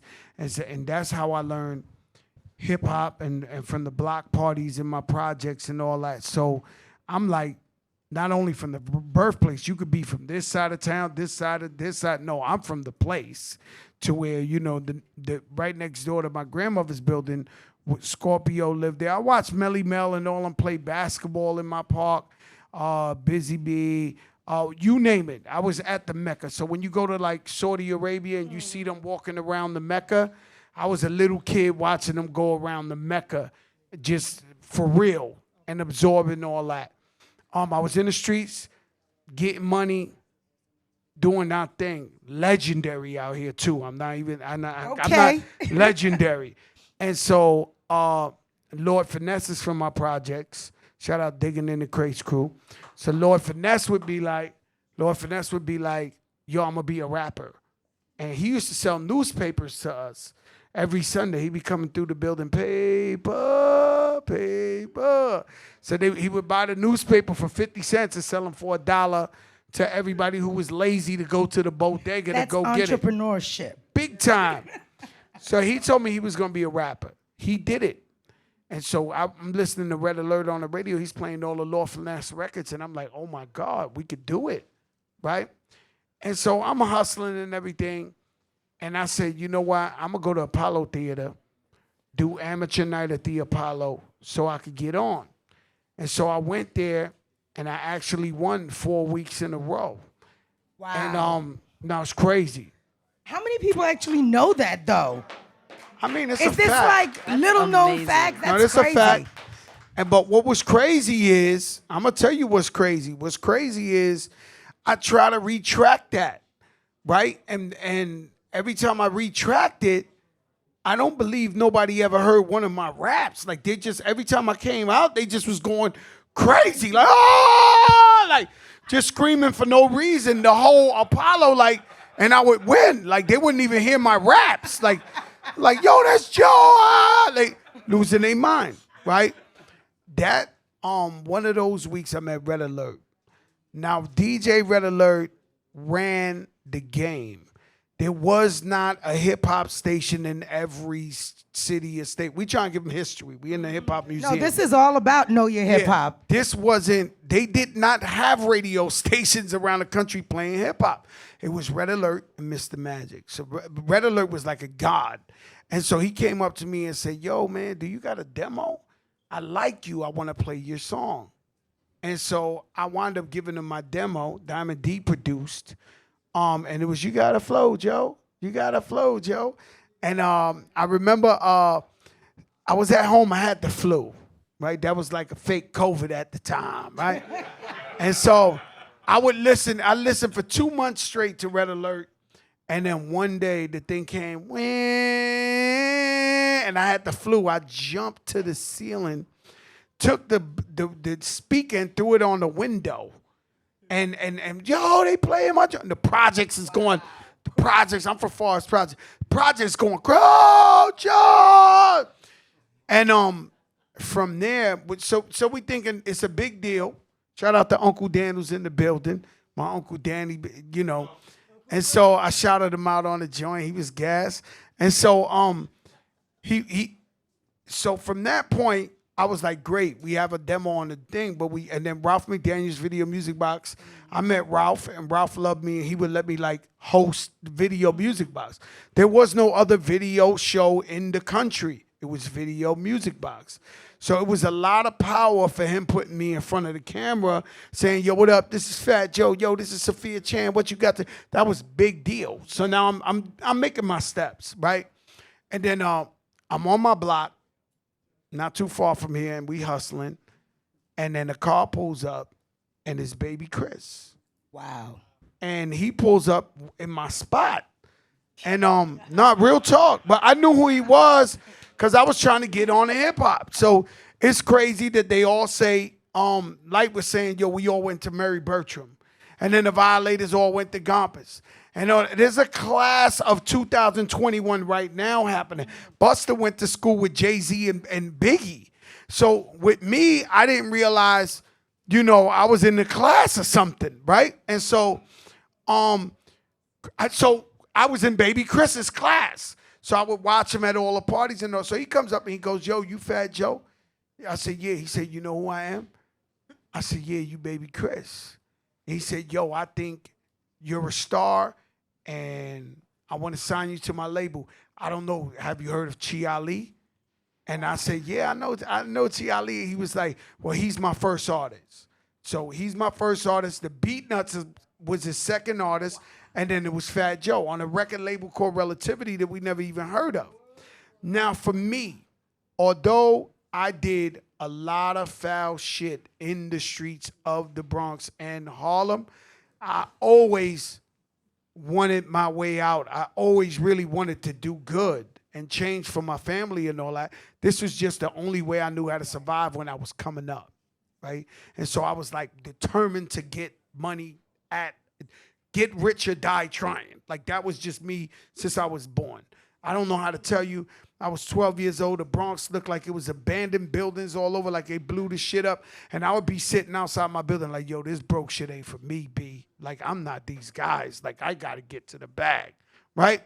And so it's around the time Rocky had Strong City, Jazzy J Studio. You know, we got a lot of history here, right? So Chris signed me. He signed me, and he signed me in the middle of the street. Right, with no attorney, another trust. Remember, Dress, you said you gave him the check and he gave him. I signed to him in the middle of the street because I want to change. I'm making a lot of money too. I took a pay cut to rap. No bullshit. They can say it. I did that shit for real. So I turned around, I go like this, I go boom. I signed and I'm showing everybody. Nobody believed me. I got signed. Oh, I got a record deal. And I'll tell you a crazy story. They gave me $50,000. My mother had caught cancer, and she was fighting, and they cut her open from her ear to ear. And I spent at least $40,000 of it on a nurse for my mom's, like a registered nurse, right? So I didn't really get to enjoy that check like that, you know, to make sure my mom's was safe. But I'll tell you a crazy story is, so you know, I get shot, right? I get shot not too far from here. And everybody's Fat Joe's dead, right? I have no record out yet, right? So we didn't put the record out yet. We didn't put the album out, nothing, right? I get shot, and the whole Bronx is like, Fat Joe's dead. Like, you know, he's gone, right? And so somebody comes to the hospital. It's baby Chris. So he comes up there, he looks at me, he says, yo, you can still rap? I said, yeah. He said, all right, man. And he walks out the fucking hospital. No flowers, no chocolates, nothing. No flowers, no shit. I'm like, yo, does he give a fuck? Like, he wants his 50,000 back for real, right? And so the crazy, he's crazy. So we would always, he always wanted me gangster and hardcore. And we would sit down, and every album I did, he would sit in my car, and he just wanted to hear me talk shit. Like, he would never want me to make a pop record or make like a hit record. He wanted Fat Joe the Gangster, that's it. And I would sit with him and be like, all right, you're going to pick this one. Hustling is the key to success. You're going to pick this one. It was all hard, dark shit. And long story short, when I got off of Relativity, it was crazy. So I got off of Relativity because, if we're going to give a schooling, right, I got off of Relativity because we were all team players. So it was Chi Ali, it was me, it was Beat Nuts. All of us was like one team, one dream. And one day, Alan Grunblatt walks in there, and he has a video. So, guys, I want to play you this video. I want to play you this video. I want to play you this video. So we're like, all right. So we get around the TV. They got the VHS, the VCR. So he puts it in, and motherfuckers is floating in the air with fire, with this. And I'm like, who the fuck is this? He says, I just signed the Bone Thugs and Harmony. I'm like, oh, shit. We all like, yo, this shit is crazy. He said that it looks like $1 million. He said, yeah, I spent $1 million. So I look at him, I say, you only spent $6,000 on my video. So I turn around, remember I'm a street entrepreneur, legacy entrepreneur. I know business. So I said, man, this guy don't believe in me because he only spent $6,000 on Flo Joe and all that. So I told everybody, I said, yo, we're not going to make it here. We got to go. At that time, Chris had already went to Def Jam. So it was me dealing with them. So I told them, everybody, yo, let's leave. They was like, yo, I got a gold chain. I got a car. Like, you bugging out, Joe. This. And I was like, yo, bro, we ain't going to do it here. So they let me go. And 6 months later, I had my own record label, and I signed Big Pun, and he sold 2 million records on there. And so we just kept growing and growing and growing. And I ended like this. So me and Chris always remained brothers. We always remained friends. I used to go to his house over there on Lafayette Street. Like, I thought that was big time at one time, right? I would go see Chris Lighty and them. Those are like the closest black to whitish people could live in that area over there. Okay, that was like nice. No gunshots in that project, right? So I go visit him, and we kick it. And I guess I would see your moms and stuff like that. And so we remained tight. And every time I did something successful, he would show up at a Big Pun album release or Fat Joe album release and this and that. Now, let me tell you, hold up before we cut to the video, brother. I get into beef with this guy named 50 Cent. Now, Chris Lighty is... He signed, he's the creator of 50 Cent, right? And they going hard, and they this. So I called Chris. I said, yo, Chris, man, I could just fight him. We could get this thing over with, right? Chris goes, 50 Cent's with her. He says, nah, he don't trust you. He ain't meeting with you to no fight. He don't trust you, right? So boom. So Chris meets with me 2, 3, 4, 5, 10 times, secret locations. Like, yo, y'all got to stop this. This is going to be bad. This is going to be this and this and this and that. And I remember on my side, this guy 50 Cent, if y'all don't know who 50 Cent is, he's a problem. And if you have beef with this guy, he like a fucking pit bull that won't let go. And he will keep on. Your mother's a this, your father's a this, your this. This guy won't stop, right? And so these guys, if you think I'm crazy, the crew is irate. You disrespecting Fat Joe. This like they want to go, go, go, go, go, go. So one day somebody says, yo, man, you know what? He signed a fifth, Chris Lighty, man. I think I should get that Chris. I said, what? And the man look at me and everybody look at me. I said, ain't nobody getting that Chris Lighty for nothing. You, matter of fact, you motherfuckers don't even look his fucking way because then I'm going to give it to you. These my people trying to protect me. And so he was like untouchable. Through the beef, he was the only person floatable. Like he would show up at our shit. He'd be with 50 the next day. I'm like, yo, this is crazy, right? Like, I'm like, yo, Joe, and this and that. And you know, he was just so beautiful. Such a handsome man, right?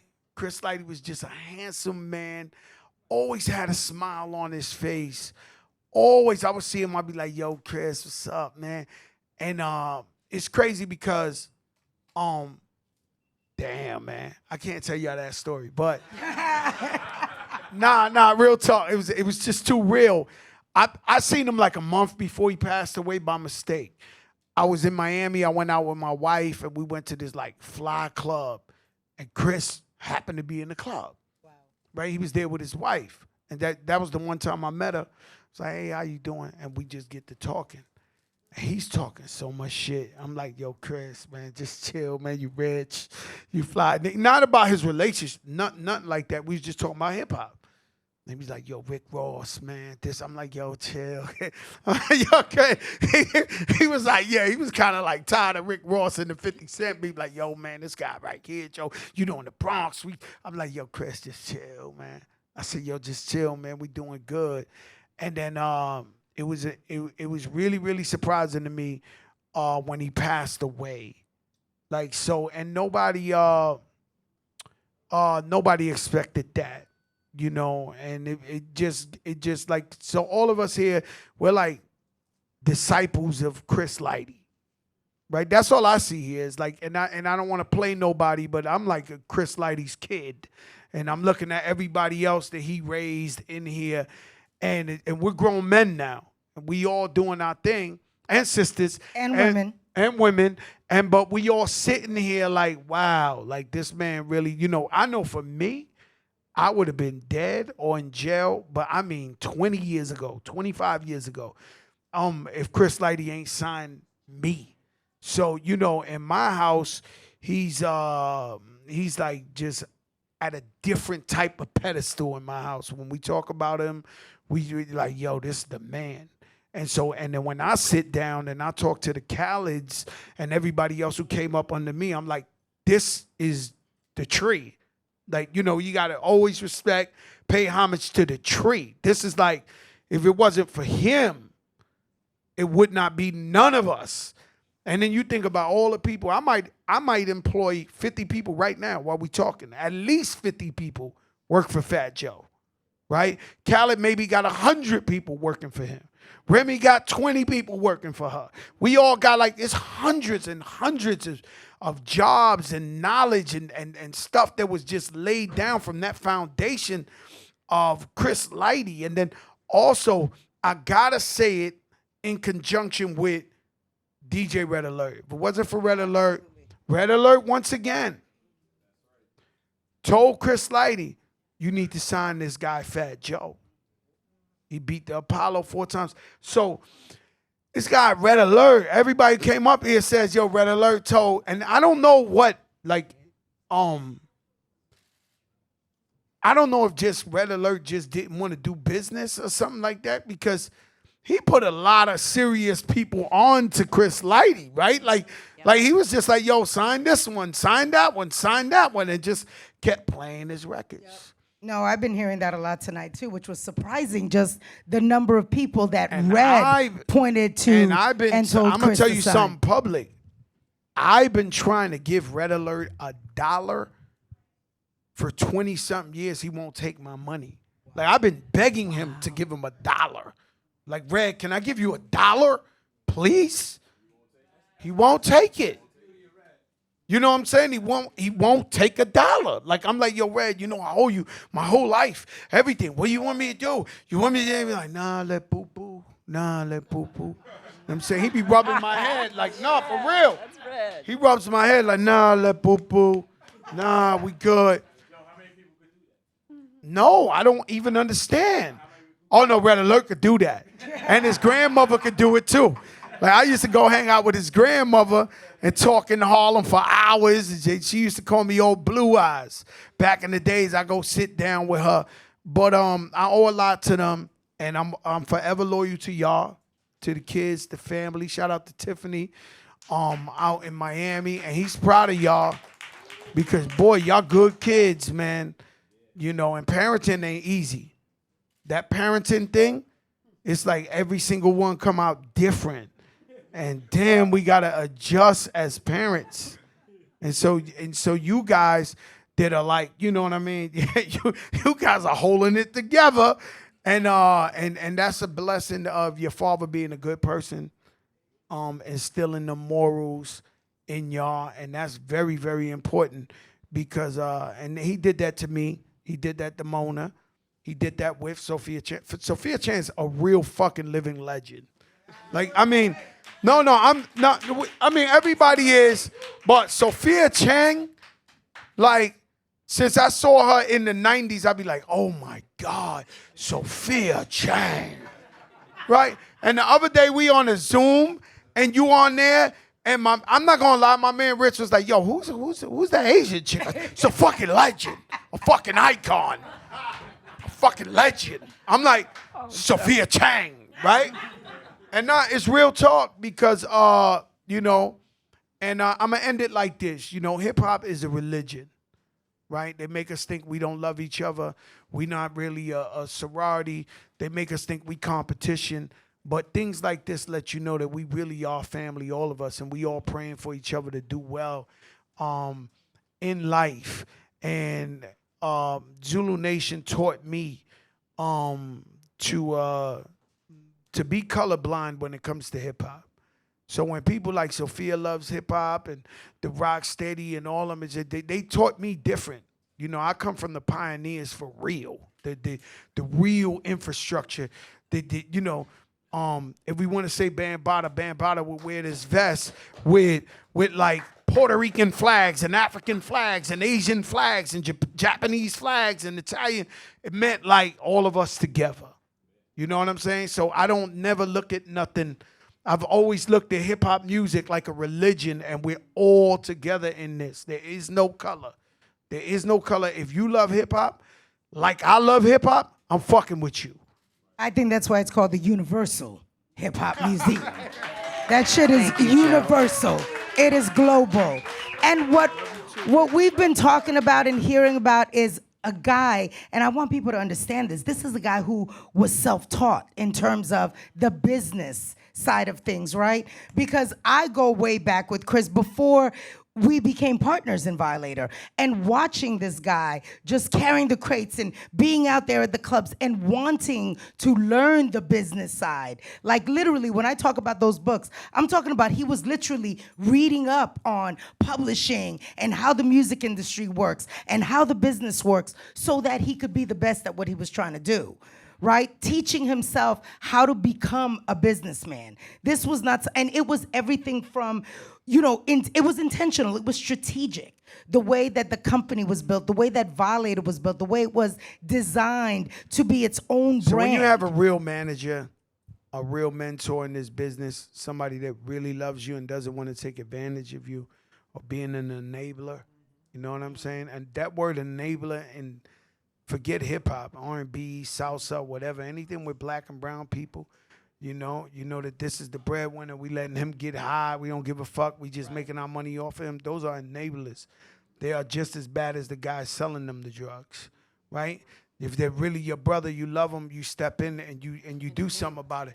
So like, basically what Busta Rhymes was saying, if y'all don't understand, because I'll give you like... Y'all don't speak Busta. What Busta was saying was like, to this day, he hasn't had a person in his... And Busta Rhymes is rich, and he's the biggest, and he's the living legend, and he gets money. But he's saying to this day, since Chris died, he doesn't have a person he really trusts in this world, their word like Chris Lighty. You know what I'm saying?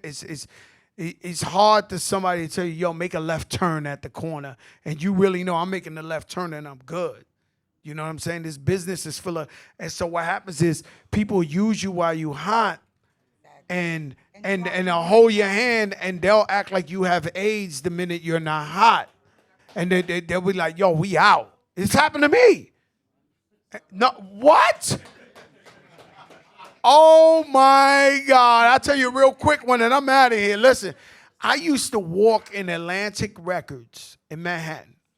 They used to have a billboard of Fat Joe, 6 stories high, orange leather shirt. I dare you to look for the picture.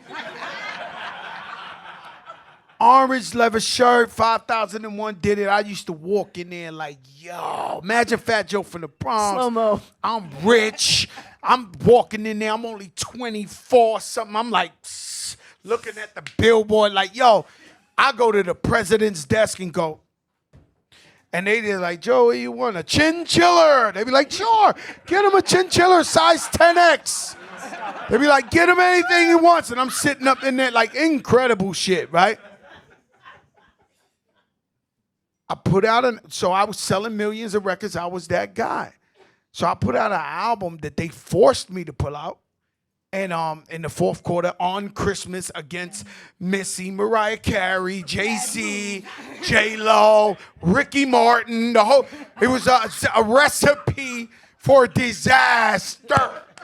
And so back in the days, these record labels used to make money off of just the fact that my last album sold 2 million. The stores would buy 2 million records ahead of time before the record come out. Oh, Fat Joe, he's going to sell 2 million again. So they make their money already. But me, I'm a sacrificial lamb. And so I'm listening to these people who I think are our friends and sure, chinchilla, whatever. So they make their money off rip before the record even come out. The record come out, go. Week later, I'm looking like a failure. I'm at the MTV Awards looking for the president that I used to sit on his desk, and the motherfucker running away from me. Like in this industry, they got some shit where they think you got whack juice. They will not be caught in a fucking picture with you. Like the same guy I used to eat with and chill on his desk, he ain't picking up my calls. He ain't this, he ain't that. They do this like this to everybody. And what about that poster, that billboard? Went the fuck down and T.I. went up. King of the South. T.I. went right up. 6 stories high. You know, sorry. I'ma say, listen, we all want to win, but winning is also a gift and a curse. Because if you won all your life and everybody's kissing your ass, you truly don't know who love you and is your real friend.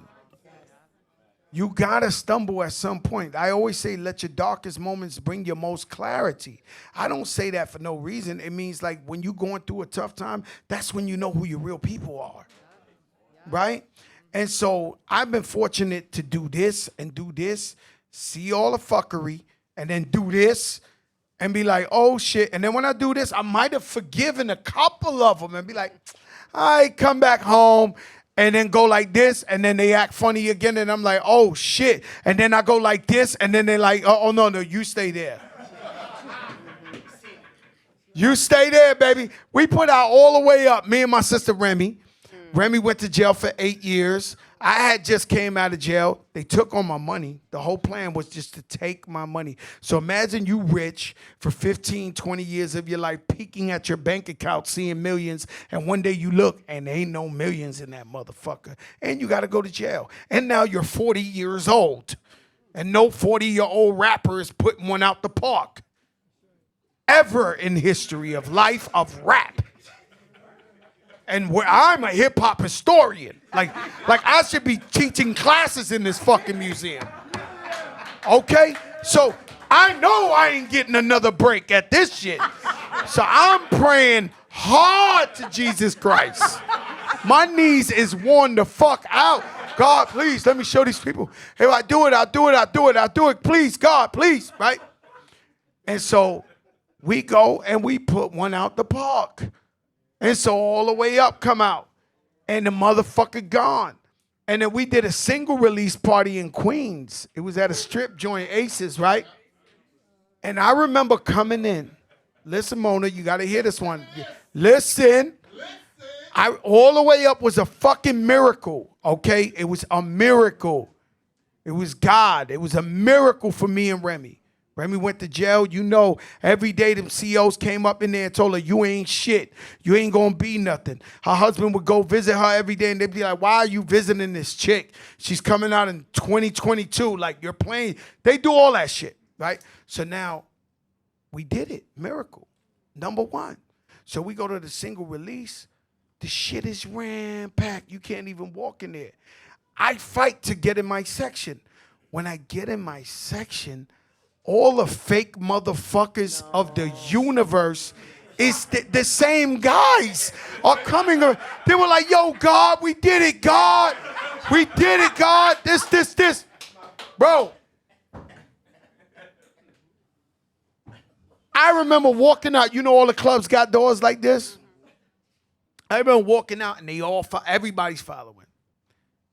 And I stopped just before that door. And I turned around and said, I better not see none of you motherfuckers around me ever again. Don't come around. I'm going to violate you. Do not, yo, Pistol Pete, all these motherfuckers, I don't never want to see one of them again. And that's how we've been moving. So when you see Fat Joe now, he's a little 1, 2 deep. He ain't 30, 40 deep no more. You know why? Because they're not really there for you. They there for the time. They come when the show is there. You know, it's a famous, and I'm going to leave. There's a famous, and I'm doing good, guys. Don't listen to the story like Joe's trying to give you. No, I'm doing really there. I'm doing great. Listen, better than ever, to be honest with you. Yesterday's price is definitely not today's price. And so, I turned around, I forgot what I was going to say, right? What I was saying just before that. No, I was saying, though, it's all about, you know, this game is a funny game. You understand? This is a real funny game. Huh? No, I told them I don't want to see them no more because they're not there for me. So these people come around when you got a show. Also, I was going to talk about Hector Lavoe. Very, very famous salsa singer. The best. If you see that movie with Mark Anthony and Jennifer Lopez, El Cantante, he's the greatest, okay? And so this man, he would talk in his songs. His biggest song is called El Cantante. So in his song, he talks about, yo, like, everybody says, I got money, I made it, I'm the man, they come to the shows, but do they know what I'm really going through behind the scenes? Do they know the type of demons or the depression I'm fighting behind the scenes? And nobody sees, they want the fun, they want the good time, but they're not willing to put in the work during the struggle. You get what I'm saying? And that's what that was about. You see that movie, he was shooting dope right on Brook Avenue. She went and found them, dressed them up, and pushed them on Madison Square Garden. He was sold out and did the whole concert. And after that, thank you, Enable. Thank you for the money. The stadium is sold out, and go back and do your thing. Yo, Joe, if I may, I just want to share something with you. I'm of relation to Ismael Rivera. Ismael Rivera in Puerto Rico is Biggie. His son, Ismael Rivera Jr., made a song called Cantante de Profesión. And essentially, it picks up exactly what you're saying, but in applying it to hip hop, which is something that I hope us to do. It acknowledges all of the professionals. In Cantante de Profesión, acknowledges all the professionals in Spanish music. And it shouts them all and says how we're a community, how we're together. You know what I'm saying? And Ismael Rivera, if anyone knows who he is, he's literally Biggie in Puerto Rico. I can go in the gift shop and see his shirts right now. You know what I'm saying? Ismael Rivera, he's a legend. That's my relation. But that you said Cantante, I just wanted to piggyback on it and to bring it to hip hop that we are the professionals today that need to. Bro, they wouldn't be a world without hip hop. They wouldn't have been. Barack Obama would not have gotten elected without hip hop music. Hip hop music has transformed the planet Earth. It is the most powerful vehicle. And we love diamonds and fly shit, but the truth is this is poor people's music. This is the way it started. Cheap. It's actually cheap to make hip hop if you're creative. Really don't cost much. So anywhere in the world, if things are going on in Mexico, that's going to be the hottest shit they talking about. Afghanistan, Palestine, they got the best hip hop right now because they speak truth. Cuba, it took 60 years for them to uprise against the government. And do you know what did that? The dark-skinned Cubans that do hip-hop in Cuba. And they try to revolutionize. So I'm going to just leave with this. Okay, it's our job as the forefathers of hip-hop or the OGs to teach these kids about being bosses and having equity and not just being workers. In any profession, forget just hip-hop. Any profession, you have to own your own shit. I don't care if it's a juice bar, it's a lollipop stand, it's a tennis ball stand. Whatever it is, you have to own. And I'm not just talking shit. I'm telling you, that's what you got to do. Because if you're working a 9 to 5, you are working somebody else's plan to success. And we tired of people taking our talent, our creativity, our storylines, our pain, our sweat, and living off of it. I'll tell you something real quick and I'm the fuck out of here. Listen, no. I'm not interrupting I'm telling you him. facts, bro. I stand on mine. Joe Crack, I stand on mine. I'll tell you facts, man. I'll tell you facts. Listen, let me tell you something. This is why I will never sign to a record, major label. I've been independent for 15 years and I make a lot of money. Don't let them lie to you and say that's the only way you can make money. That is bullshit, right? And so what happens is I hate every time I see a new artist. Let's just pick an artist. Who's an artist that's hot? Yeah, any artist. Moneybagg. Moneybagg wins the award tomorrow if he's on a record label and John Finkelstein stands next to him like he wrote some shit, he did a beat, he did the fuck out of here. And it don't gotta be, it could be Tata, it could be Wan Wan, it could be Johnny Johnny, it could be Mook Mook, whoever. No, because this is what I'm trying to tell you.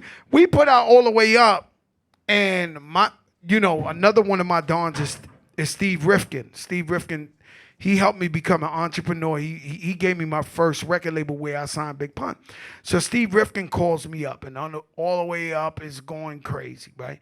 2 years ago, they didn't give a fuck if I died. They didn't give me a water. They didn't give me a lollipop. They didn't even say, thank you, Joe, for your services. Figure this shit out. Like everybody else, figure this shit out. I'm sitting in my couch, friends I thought was not, ain't nobody calling me. I wouldn't take nobody's money, but ain't nobody give a fuck, right? So we go, number one. Steve says, yo, bro, out of respect for me, can you meet the biggest guy in music? I won't say his name, but out of politics, and because politics is in everything, guys. So out of politics, I got to go meet this guy. I don't know when I'm going to have to use Lil Wayne or Drake or somebody. I need his permission. Let's sit down. So I go with Steve Rifkin. We sit down. And the man tell me everything he could do for me. Yo, I could do this. I could do that. I said, with all due respect, I don't want to burn a relationship. I respect you. Everything you do. You are the Don Corleone of music.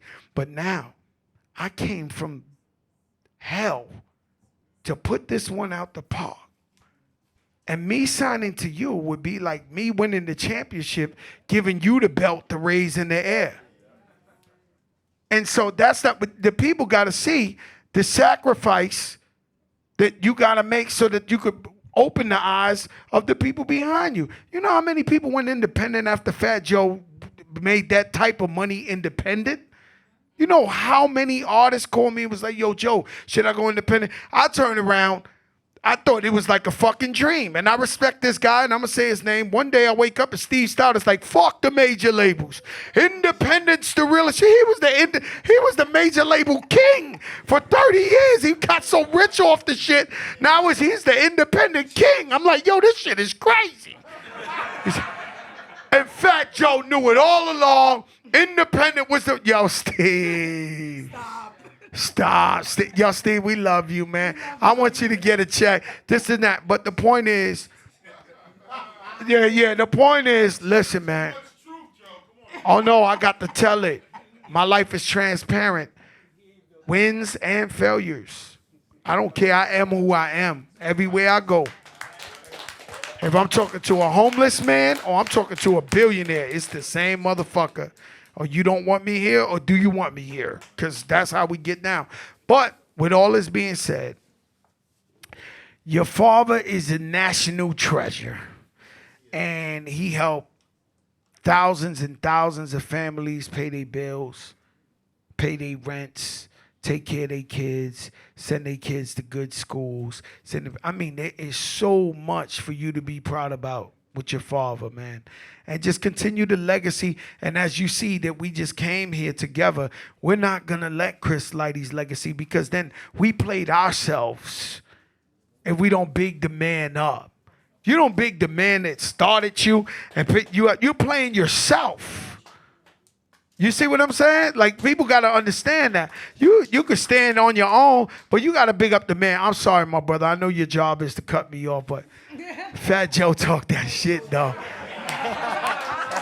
Yeah. No, but I think everything that you shared speaks to the legacy. It speaks to the seeds that were planted. It speaks to everything that we've all been able to go on and do. And you're right, there is a responsibility to continue that legacy of building and growing and teaching, right? So thank you so much, Joe, for everything that you've shared with us today. It all speaks to not only the history of hip-hop, but the legacy of Chris Lighty.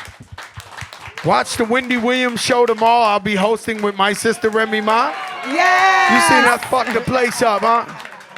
I said, we came and they was like, hey, welcome Fat Joe. I said, you know you done fucked up, right? You put me and Remy Ma in front of millions of people on TV. You done fucked up, man. Oklahoma gonna know what time it is. Idaho gonna know. Arizona, it's crazy. I love y'all.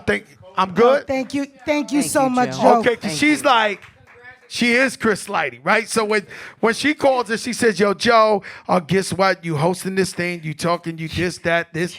I came in here last week. That is a very funny story. I broke into this museum hey, Rocky. Joe y'all called me better last close week, the was fucking like, security. where you all at? It's dark in here. And I'm like, what are you doing there? It's next week. Last week.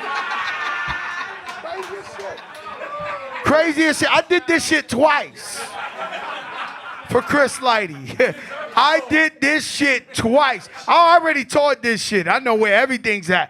I come up, I'm thinking this last week. I opened the doors wide open. I'm walking around. I'm thinking maybe it's an auditorium somewhere. I'm like, touching shit. I'm like, yo, Mona, nobody's in here, man. It's not, it just wasn't successful today. She's like, Joe, it's next week. And I sent you the text that it's next. I'm like, what the fuck? And it's a beautiful place. And we're gonna support the Hip Hop Museum and everything they do. And the building's going up and it's looking like it's really going up, right? And it's gonna be all the way up. And so we got to do it because you know what? We got to know where we came from. And hip-hop has lost a lot of its culture. Don't let these people lie to you. I'm from the soil, bro. They can't tell me nothing. I'm from the soil. You fucking get the biggest philosopher in the world and you go dig up Fat Joe. Them projects is dark and rusty. And they're 99% black. And Fat Joe looked like the fucking Beatles in that fucking project. And I wound up running this shit. So what I'm trying to tell you is I'm from the soil. And what happens is hip-hop is now turned into so much more of like, let me get a cute record or let me just get my money. And I'm not knocking the youth because I love the youth. Any kid that's doing good in hip-hop could have been robbing my mother at the gas station. So we got to support the youth, never look down, never talk down to them. But hip-hop culture needs to be preserved in a place like this. We need to know where we came from. We need to know who's who. These people, Matt Magic Johnson was the first NBA player to get $1 million for a year. They put him on every magazine, every CNN you could think of, everything. $1 million man. Now you got the bum who's the 25th player on the team making $200 million.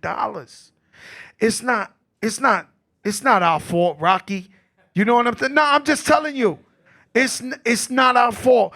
They paved the way. They laid down the foundation. They're the pioneers. They deserve all the least we could do is give them the recognition. Right? For them paving the way and opening the doors for us, bro. We all eating off this shit. All of it. Love and hip hop. Absolutely. Love and hip hop. Do you understand what I'm saying? It's like, yo, we could at least acknowledge the guys and the girls who put the shot rocks. We could at least acknowledge them. Right? So this is a beautiful thing. And this is why Ruben Diaz and everybody supports what you're doing, because we needed it. You know, we need it, and we're proud of it, and we're going to make sure you succeed at it. You know what I'm saying? And we're going to be there all the way. And I know relationships and everything is complicated, and, you know, people argue with each other. I argue with people. Like Fat Joe's talking all this shit. I got some rivals. You know what I mean? That, you know, should have been, damn, in the perfect world, we'd be cool. You know what I'm saying? But we not, you know? And so we just got to go on and do what we do. But, hip-hop culture needs to be respected, needs to be preserved, and we here for it. Right, Rocky? So, Joe, first and foremost, give it up for Joe.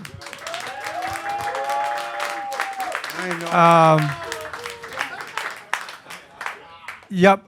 Listen, I don't want to stand on that platform because I'm already a giant.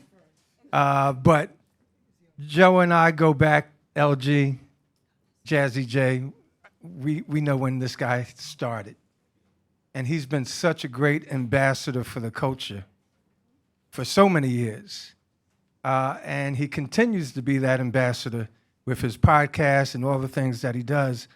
And it's just an honor to have him in the room with us tonight to celebrate your father and to tell about that history that he has with your father. But we want to recognize Joe for everything that he's done.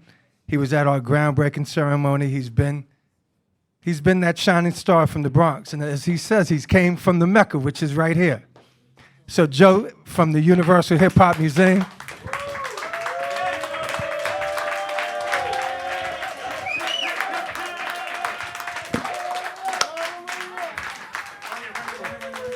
Yo, I appreciate this. This is about Chris Lighty, right? And I appreciate this.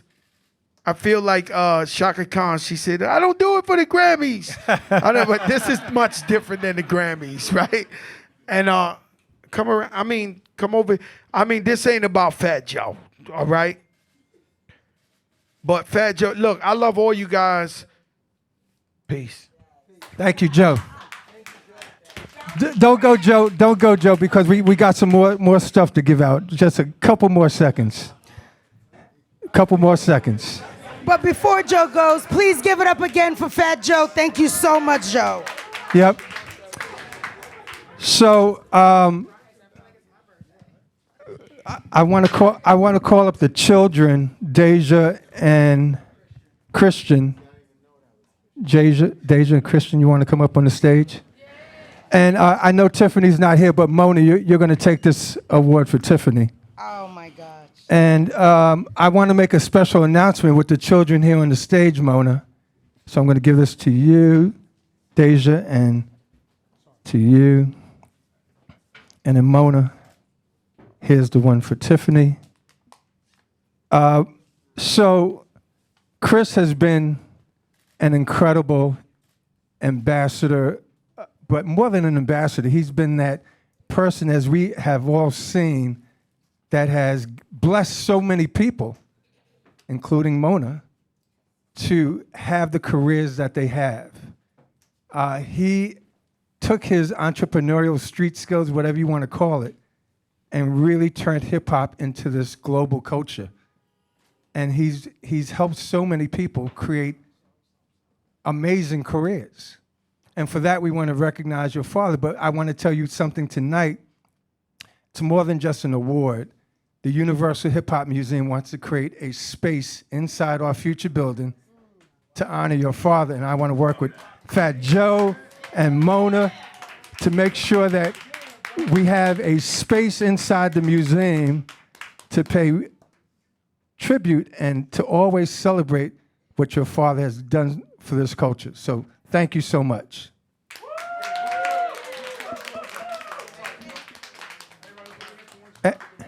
And then I'm going to ask Borough President Richards. I know he has something too, but I want him to help me with this. This is also for the family, and this is a proclamation from Mayor de Blasio to honor Chris Lighty on today's date.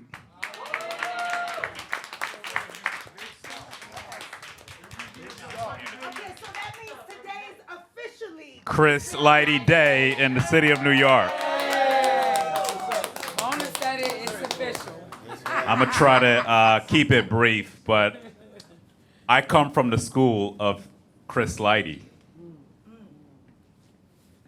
When I was 18, I thought I was gonna go into music business. So I'm studying music business and end up calling up different record labels, trying to figure out an internship. So I call up Violator. I don't know if Mona remembers Simone. So I get up there for my interview, and Chris Lighty hands me a $20 bill, says go downstairs and get a plunger. I'm like, ain't this some shit? So I went and got the plunger. I'm in a suit. And he hires me as an intern. And that's how I got my start. It was an unfortunate incident that led me into public service. It was a killing of a friend, which happened while I was up interning at Violator. But I'll never forget the many times Chris, because I was like Chris, I was like reading the music books, and he would walk past and he would be like, what are you reading? When my friend gets killed, I think I got Malcolm X's biography, and I'm reading Malcolm X's biography. Well, let me check that out. So let me find out you're gonna be a pastor. Well, field pastor as a politician. But I became the first black man to be the Queens borough president in history. And I really do remember many of the lessons. Chris, Big Rich, God rest his soul. Big Rich, I was initiated by Big Rich and Chris. Big Rich turned me upside down. Shane fell out my pocket. Some good memories up there. But true story. But I would not be here if it were not for what I learned at Violator. James Cruz, Dre, Claudette, Mona. Mona's sitting, I remember I was just an intern. She was like, Missy needs earrings. And me and Claudette had to go find earrings. I can't remember what the shoot was, but we had to go down to the Village. But Chris Lighty truly represented black excellence. He opened the door in spaces for folks like me who would not be in these spaces. And I'm so appreciative. It's really full circle, because I met Nicole, and we're working together in Queens on some great stuff. And I am just so honored to be here tonight to honor your father. I remember you were a baby so now I'm an old man. You used to come up there, you were a baby. But I am so touched by your father, and may his legacy and the seeds that he's planted continue to grow. And they are growing through each and every one of us. Although I'm in politics, I know I'm not Ruben Diaz. But Ruben, because I know that's his boy, but Ruben Diaz has told me to keep hip hop alive now that he's leaving and I'm the new BP, and we're gonna do that as the borough president. So God bless you all. Thank you. Man, your father was great. And I brought a proclamation. I get to do this as borough president. And of course, I'm very good friends with the mayor, so we're happy to proclaim today Chris Lighty Day in New York City, and of course, present this proclamation on behalf of my office as well.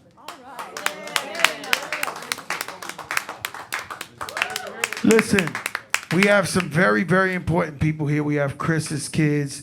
We got Tiffany in the computer land. We got Dave and Mike Lighty in computer land. Hello, hello.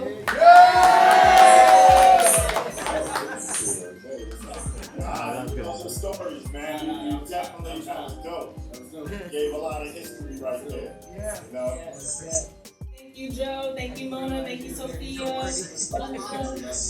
I mean, if there's something I learned how to, become a man. I mean, I lost him at a young age, but it taught me how to become just a new person. I felt like I put on a big responsibility at a young age, but seeing everyone here for my dad, seeing everything, this just coming together, it makes me feel good and sees how supportive you guys are of my dad, and I appreciate it because, today, I always worried about what is Violator gonna do?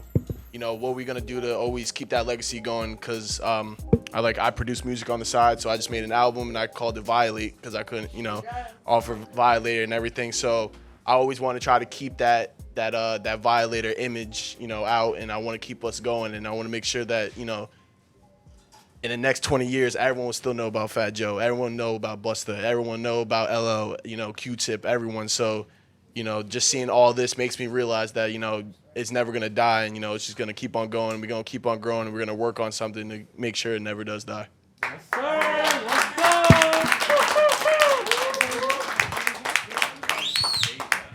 How you feel about, you really know, let me tell you something, it's going to be a real hip-hop museum, like a real one, not this, in that building over there, and they label a section after your dad tonight.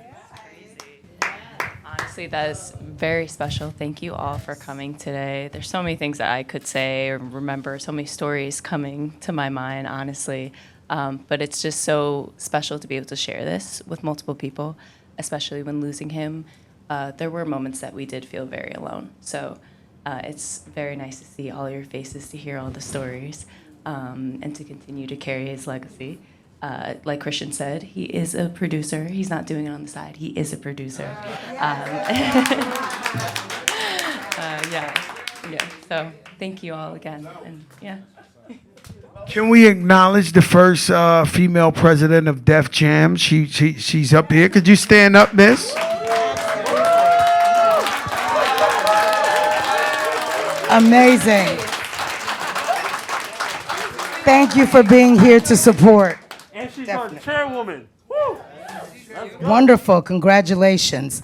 All right. Well, listen, I just want to say to Christian and Deja, I mean, your dad, this was all about family. He built a family with Violator. He built a family with the artists that were part of Violator.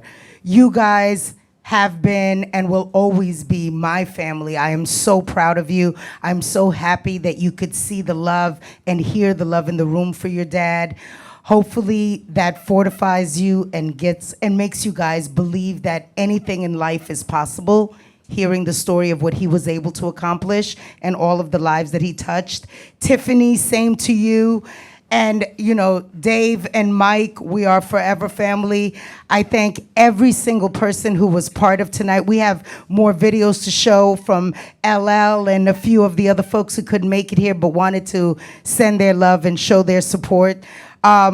Universal Hip Hop Museum, thank you so much for being such a keeper of the legacy, for taking the time to acknowledge Chris in this way, for making sure that we recognize the importance of the history of hip hop and celebrating that history. So I just again want to say to everyone, thank you for coming. Sophia, Joe, thank you so much. Thank you, every single one of you. This has been a tremendous night. And hopefully you guys learned a lot, because this was not just a tribute, it was one big history lesson. And, we look forward to doing this again. And thank you again, everyone who joined us tonight. Thank you.